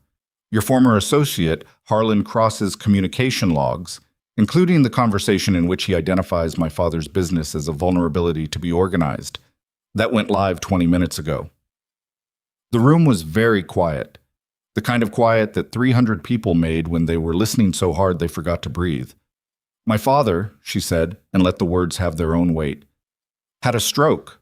He's been in a hospital for 11 days because someone forged his signature on debt documents to manufacture a crisis that would force me into a marriage and give you leverage over my husband. She paused. That someone is documented. The documentation is public, and you are standing in a room with cameras that have been recording this conversation since I started walking toward you. Kessler looked at her. Something behind his eyes had shifted. The smooth machine of his public face still running, but running now over something that had cracked underneath it. You're a very composed young woman, he said quietly, in a register that was meant only for her, under the performance, the real voice of the man, rather than its proxy. That's admirable, but you've published incomplete documentation and built a public case on Cross's full communication history with your organization, she said, including the conversation from last Thursday in which you discussed the specific placement of operatives within this event, including the confirmed positions, including the name of the catering company you used as cover. She held his gaze. Incomplete isn't the word I'd use. He was quiet. Behind her, she could feel the room reorganizing itself. The sounds of law enforcement arrival, the specific quality of a space receiving authority figures, came from the main entrance. 2 of Kessler's people near the north wall made a movement that was not toward her and not toward Lucien, and was, she recognized, the movement of men beginning to calculate their own exits. Kessler saw it too. The machine behind his face ran its calculation. She watched him process it the way she'd been watching people process difficult information for 11 days. The specific sequence of a mind that was accustomed to finding options, discovering that the current configuration had fewer than usual. The financial story was live. The operatives inside the event were being documented in real time. The shooting, the stage shooting that was supposed to reframe the evening, had a victim who was standing upright under his own power on the far side of the room, visible to every camera. This is over, she said quietly. Not gloating, not performing for the cameras this time. Just the fact of it, said plainly to the face of the man who had built 11 days of destruction and was now standing inside its collapse. Every partner you have is reading their name in a published record right now. Every judge you own is calculating how much your protection is worth against what's already in print. Every politician in this room who took your money is looking at their phone. She paused. You can keep performing, or you can stop. Kessler looked at her for a long moment. The smoothness of his face held. But his hands, she noticed, had come fully down to his sides, and there was something in that gesture, the absence of the raised hands' performance of innocence, that told her the machine had made its decision. He didn't say anything. He turned. He walked toward the south exit with the specific bearing of a man who had decided that dignity was the last available asset and was going to maintain it until the moment it was no longer possible. He made it 6 steps before the first law enforcement officer reached him. She watched that happen, watched the specific moment of a man who had operated above consequence for 30 years encountering it. His posture changed in a way that was very small and very complete, and then the room absorbed him into the procedure of it, and she turned away because she had seen what she needed to see. Lucien was where she'd left him, upright. His left hand pressed against his right shoulder in the universal posture of someone managing a wound through pressure and will. His face was the color of someone who had lost blood and was refusing to acknowledge its relevance. The operative who had driven them was at his side, and there were 2 other people she didn't know who had the specific purposeful quality of medical personnel. She crossed the room to him. He watched her come across the red-lit ballroom floor with an expression she had a name for now. She had named it sometime in the last 11 days without realizing she was doing it. It was the expression of someone who had been afraid of a specific outcome and was watching that outcome fail to materialize and didn't yet have the language for the relief of that. "He's being detained," she said. "I saw." His voice was even, careful, the voice of a man monitoring his own resources. "You were on camera the entire time." "That was the point." "I know." Something moved in his face. You didn't flinch. I've been not flinching for 11 days, she said. I've gotten efficient at it. He almost smiled. It didn't complete because completing it cost something he didn't currently have available. One of the medical people said something to him quietly, and he acknowledged it and looked at Maris. I need to go, she said. I know. He looked at her for a moment with the specific quality of a man who has things to say and has chosen the right moment for them, and this is not quite it. The East Terrace, he said. Tomorrow. There's something I should have said 10 days ago. She nodded. He let the medical personnel guide him toward the side exit. She watched him go. The set of his shoulders, the controlled movement of a man managing pain with the same precision he managed everything. And she felt something in her chest settle into a configuration that was new and unfamiliar and not unpleasant. She stayed in the ballroom for another hour. Not because she had to, because there was work still. The law enforcement questions, the statements, the formal recording of what had been staged tonight, and what evidence existed and where it could be found. She gave answers with the same steadiness she'd given everything for 11 days, and she watched the room gradually empty of crisis and fill with the ordinary business of aftermath. The journalist called at midnight. 3 more partners have issued statements. 2 of them are cooperating with investigators. A pause. Kessler's legal team is at the precinct. They're going to fight this. They'll fight a public record in 4 national outlets, Maris said. While every partner he has is calculating whether loyalty is worth more than the immunity deal they're going to be offered in the morning. A beat. You did this in 11 days, the journalist said. Not a question, just the fact of it, placed between them. No, Maris said. Lucien built it for 3 years. I just found the right moment to use it. She drove back to the house alone. The operative who'd been her shadow all evening drove. The city moved past the windows, and it looked exactly as it had looked 11 days ago when she'd been driven in the other direction, which was the strange, specific quality of dramatic events. The world looked identical, and everything in it had changed. The house was lit when she arrived. Vera was in the kitchen, which Maris had come to understand was Vera's way of being available without being intrusive. There was food on the counter. Maris sat at the kitchen table and ate without tasting it, and felt the adrenaline of the evening slowly releasing from her system in the specific way of a tight wire going slack. He's out of surgery, Vera said from across the kitchen. Her voice was even. They removed the bullet at the private clinic on Heron Street. He'll be home by morning. Thank you, Maris said. Vera poured 2 cups of coffee and set one in front of Maris and sat down across from her with the other. The first time, in 11 days, that Vera had sat at the table with her, rather than near it. She looked at Maris with the steady, assessing eyes of someone who had spent 9 years in this house and had specific opinions about what she was looking at. The suite, Vera said, when he had it redone. He chose the color for the sitting room himself, spent 40 minutes on it. She wrapped both hands around her cup. I've worked for this man for 9 years, and I've never seen him spend 40 minutes on a color. Maris looked at her coffee. He's not easy, Vera said, in case that's not something you've noticed.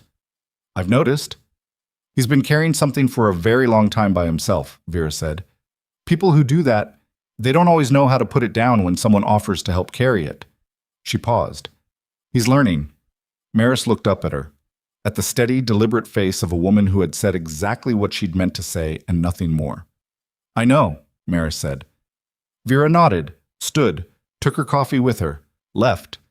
Maris sat at the kitchen table for a long time after that, in the quiet of a house that was breathing its usual nighttime rhythm, the security presence, the property's perimeter, the hum of systems running as they always ran. And she thought about 11 days and 4 million fabricated dollars and a warehouse fire and the specific shape of choices made under duress and what they became afterward. She slept and didn't dream, which felt like its own form of mercy. Her father was discharged from the hospital the following morning. She was there when it happened, had driven over in the early hours with Sable, who had apparently resumed her post without anyone confirming this with Maris, which she'd stopped noting as unusual.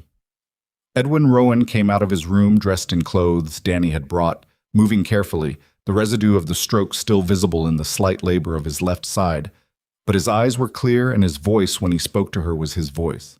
In the car on the way back, to his house, the family house, not the mansion in the northern district. He asked her about the news, the articles. She had been watching them accumulate through the night on her phone, and she told him what was happening in the spare, factual way she told him most things, and he listened. "The debt," he said when she finished. "Gone. The documentation establishing it is being treated as fraudulent. The creditors Kessler used, 2 of them are already cooperating with investigators and have confirmed it was fabricated." She paused. "The company is clean, Dad. Everything's clean." He was quiet for a long time. Outside, the city moved past. Danny was driving.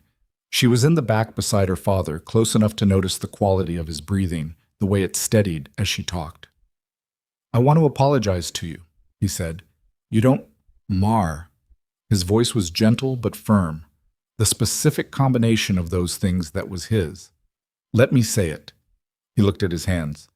"I've been building something your whole life with the idea that it would be there for you and your brother. That was my version of taking care of you. And the moment it came under threat, I was in a hospital bed." He paused. "You didn't have to do what you did." "I know. You chose to." He looked at her. "That matters.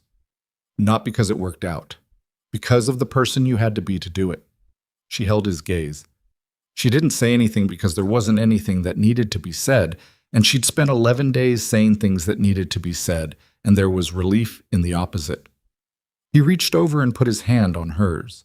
They rode the rest of the way in the specific silence of people who had earned it. Danny's career announcement came 3 days later, delivered at dinner at the family house, with a slightly embarrassed certainty of someone who had made a decision during a period of enforced reflection and had emerged from it with more clarity than he'd gone in with. He was going to apprentice at a structural engineering firm, a legitimate one. No connections to anything adjacent to what the last 2 weeks had involved. A friend of a colleague of Maris's who had offered him a position based on her quiet word. "Mar got me the contact," he said, looking at his plate. "Mar usually does," their father said. Danny looked up. Something in his face that was sheepish, and also something underneath the sheepish that was more solid. The expression of a man who had been close enough to consequences to take them seriously and had made a specific decision about what to do with that. "I'm sorry," he said, to both of them, the words simple and direct. "I went to negotiate with those people alone, and it was stupid, and it put you both in a position I didn't have the right to put you in." Maris looked at her brother. At his jaw with its faded bruise, the cut above his eye almost healed. "Don't make the same mistake again," she said. "That's enough." He nodded. She believed he meant it. That was the thing about Danny. He was impulsive and occasionally reckless and not always careful. And when he said something like that, he meant it with the complete sincerity of someone who had none of the cynicism that might have made it complicated. She loved him for that specifically. Kessler was formally charged on the 4th day.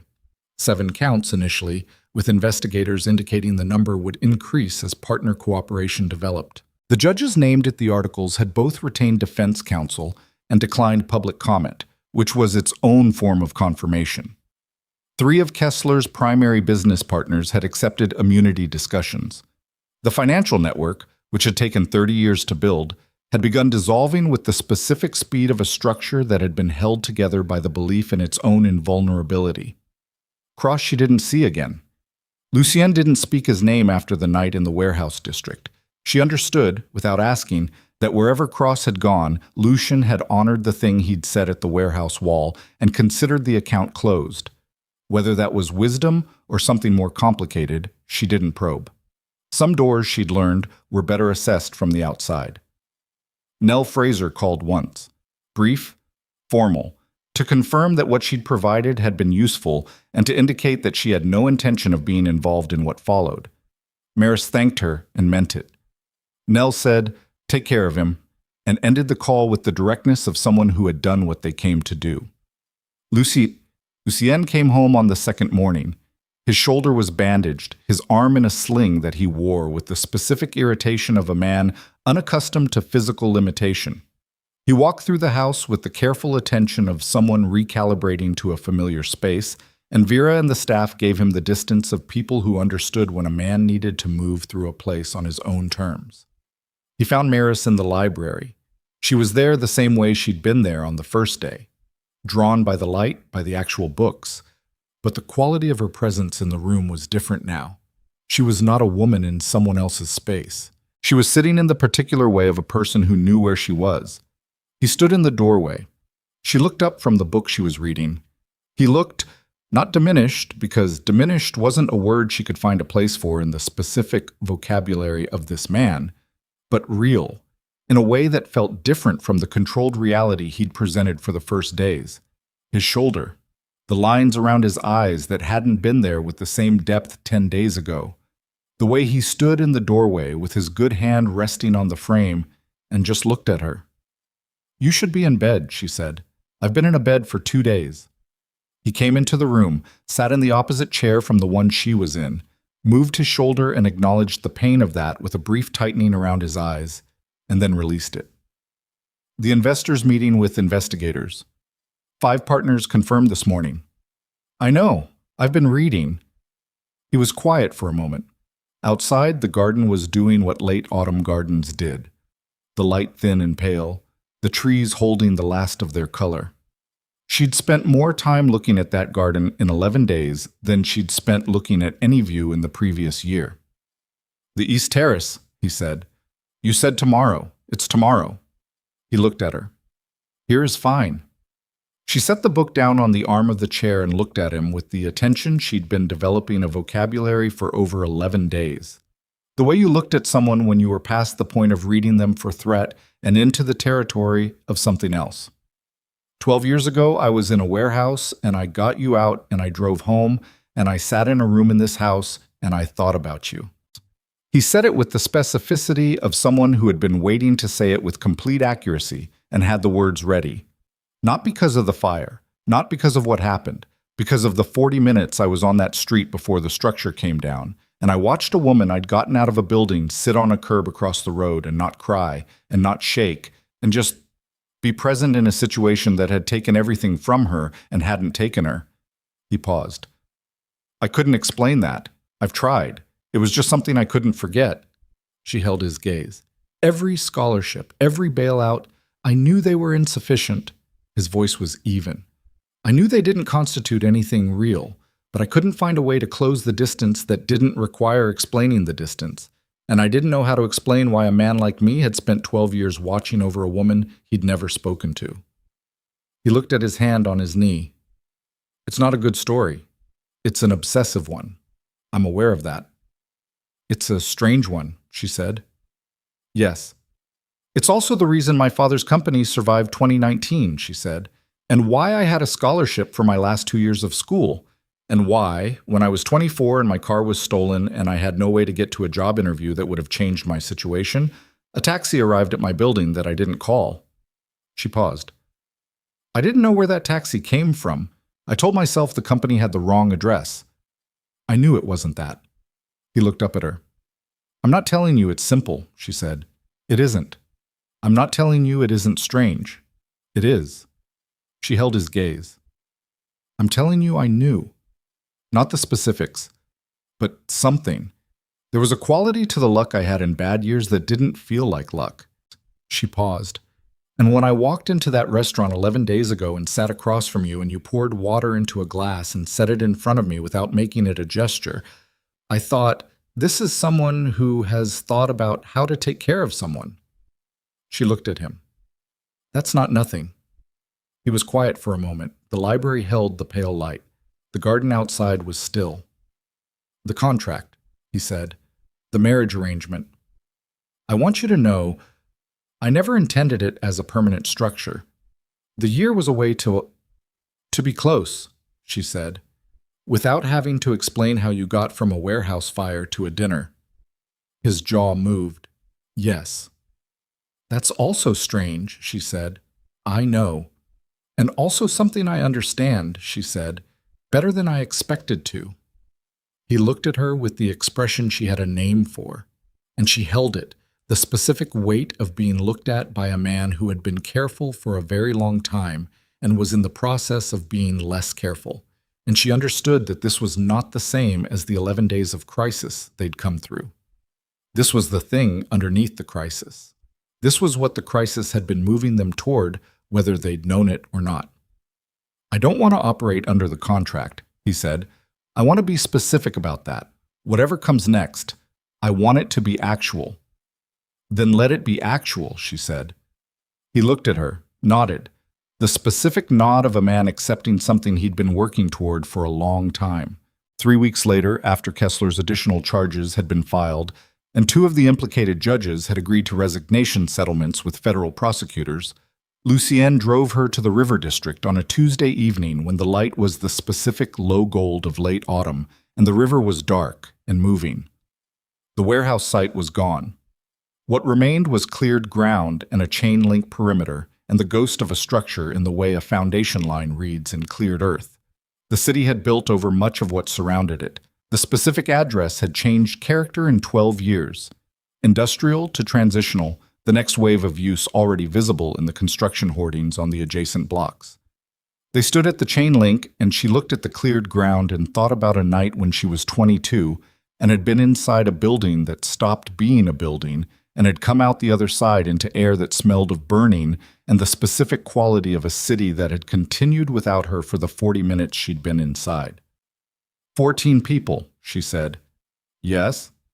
I've thought about them. She kept her eyes on the ground inside the chain link. In the years after, I've thought about the fact that I walked out and they didn't. I know. His voice was quiet. It wasn't your fault, she said. That's not what I'm saying. I'm saying I've carried it. She paused. I think you have too. He was quiet for a moment. Yes, he said, simply. She looked at the cleared ground a while longer. 12 years of a thing that had connected 2 people who hadn't met properly, that had shaped the invisible architecture of her adult life in ways she was still finding the edges of. A fire and a man and 14 deaths in 12 years, and a fraudulent debt in 11 days. I've been thinking about the company, she said. He looked at her. Rowan Construction. My father is going to be limited in how he manages it going forward. The stroke changed what's possible for him physically. She turned from the chain link and looked at Lucien. I want to go back to it. Not the way he ran it. I'm not a contractor, but the structural assessment side. The work I was doing before. She paused. Independently. My own firm. Yes, he said. No hesitation. You didn't ask any of the relevant questions, she said. Capital needs, client base, timeline. No, he agreed. She looked at him. He looked back at her. The specific quality of a look between 2 people who had been in a crisis together and come out the other side and were now in the early territory of something that didn't have a crisis to define it, which was both simpler and in some ways more demanding. I'll need an office that isn't your house, she said. I'll find you one. Lucien. I'll help you find one, he said. The correction was exact. She heard the difference in it. The specific, effortful difference between a man who managed things and a man learning when to hold that back. I'll help you. Better, she said. The river moved behind the cleared ground. The city ran in every direction with its usual indifference to individual histories, its usual absorption of events into the ongoing sediment of things that happened and were then continued past. She reached over and took his hand. Not a gesture, just an action, plain and present. His fingers closed around hers with the care of someone who understood the weight of what they were holding and wasn't going to be careless with it. They stood there until the light finished. The gold went out of the sky, and the city's own light came up around them, and the river moved in the dark with the patient indifference of something that had been moving through longer than either of them and would be moving through long after. Then they walked back to the car. In the months that followed, the things that needed to happen happened with the specific, unhurried pace of real change rather than the compressed urgency of crisis. Kessler's trial was set, and then delayed, and then set again, as trials were, the machinery of it grinding with institutional thoroughness. The financial documentation held. The partner testimonies accumulated. 2 of his defense attorneys cycled through before a third settled in and began the long work of fighting a public record that had been published in 4 national outlets and cross-confirmed by 6 independent investigators. Lucien's organization, the word felt different now, carrying different contents, began its own transition. Not overnight, not cleanly. Real change in real institutions never was. She understood that, but the direction was set and the direction held. And the people who had committed to the transition committed with the specific sincerity of people who had watched what happened when the alternative was followed to its end. The security and logistics company that emerged wasn't a fiction. It was built on infrastructure that was already real: relationships, transport networks, information systems, redirected toward work that didn't require the specific constant tension of a life lived outside consequence. Some of the men who had worked for Lucien for years stayed. Some left. The ones who stayed understood what they were building. The ones who left did so without incident, which was itself a form of respect. Edwin Rowan came to dinner at the house on a Sunday in November. He moved with the careful deliberateness of a man managing a new physical reality and the specific dignity of someone who had accepted that the management was part of the life now and not its diminishment. He sat at the table where Maris had eaten for 2 months and talked with Lucien about construction methods and logistics infrastructure with the ease of two people who had spent time in the same territory from different angles. She watched her father talk with the man she'd married in a crisis and saw the specific things she'd been watching for. Her father assessing Lucien with the blunt, patient attention he applied to everything he considered important and arriving somewhere. After dinner, when Lucien had taken a phone call and stepped out, her father sat with her in the sitting room with his coffee and said, "He listens." "Yes," she said, "not performing it, actually does it." He looked at his cup. "That's rarer than people think." "I know." He was quiet for a moment. "Are you happy, Mar?" She looked at her father, at the question, which was simple and which contained everything. She thought about what happy was, not the version she'd been taught to expect, the uncomplicated glow of a life without friction, but the actual thing, the textured reality of days that had weight and meaning, and a person in them who was also weighted and also real. "Yes," she said. And it was true in the specific way that actual things were true, without performance and without the need for elaboration. He nodded, set down his cup. The look on his face was the look of a man who had built something across 22 years of 6-day work weeks, and had been watching to see if it had given his daughter the foundation she needed to build her own thing, and had received an answer.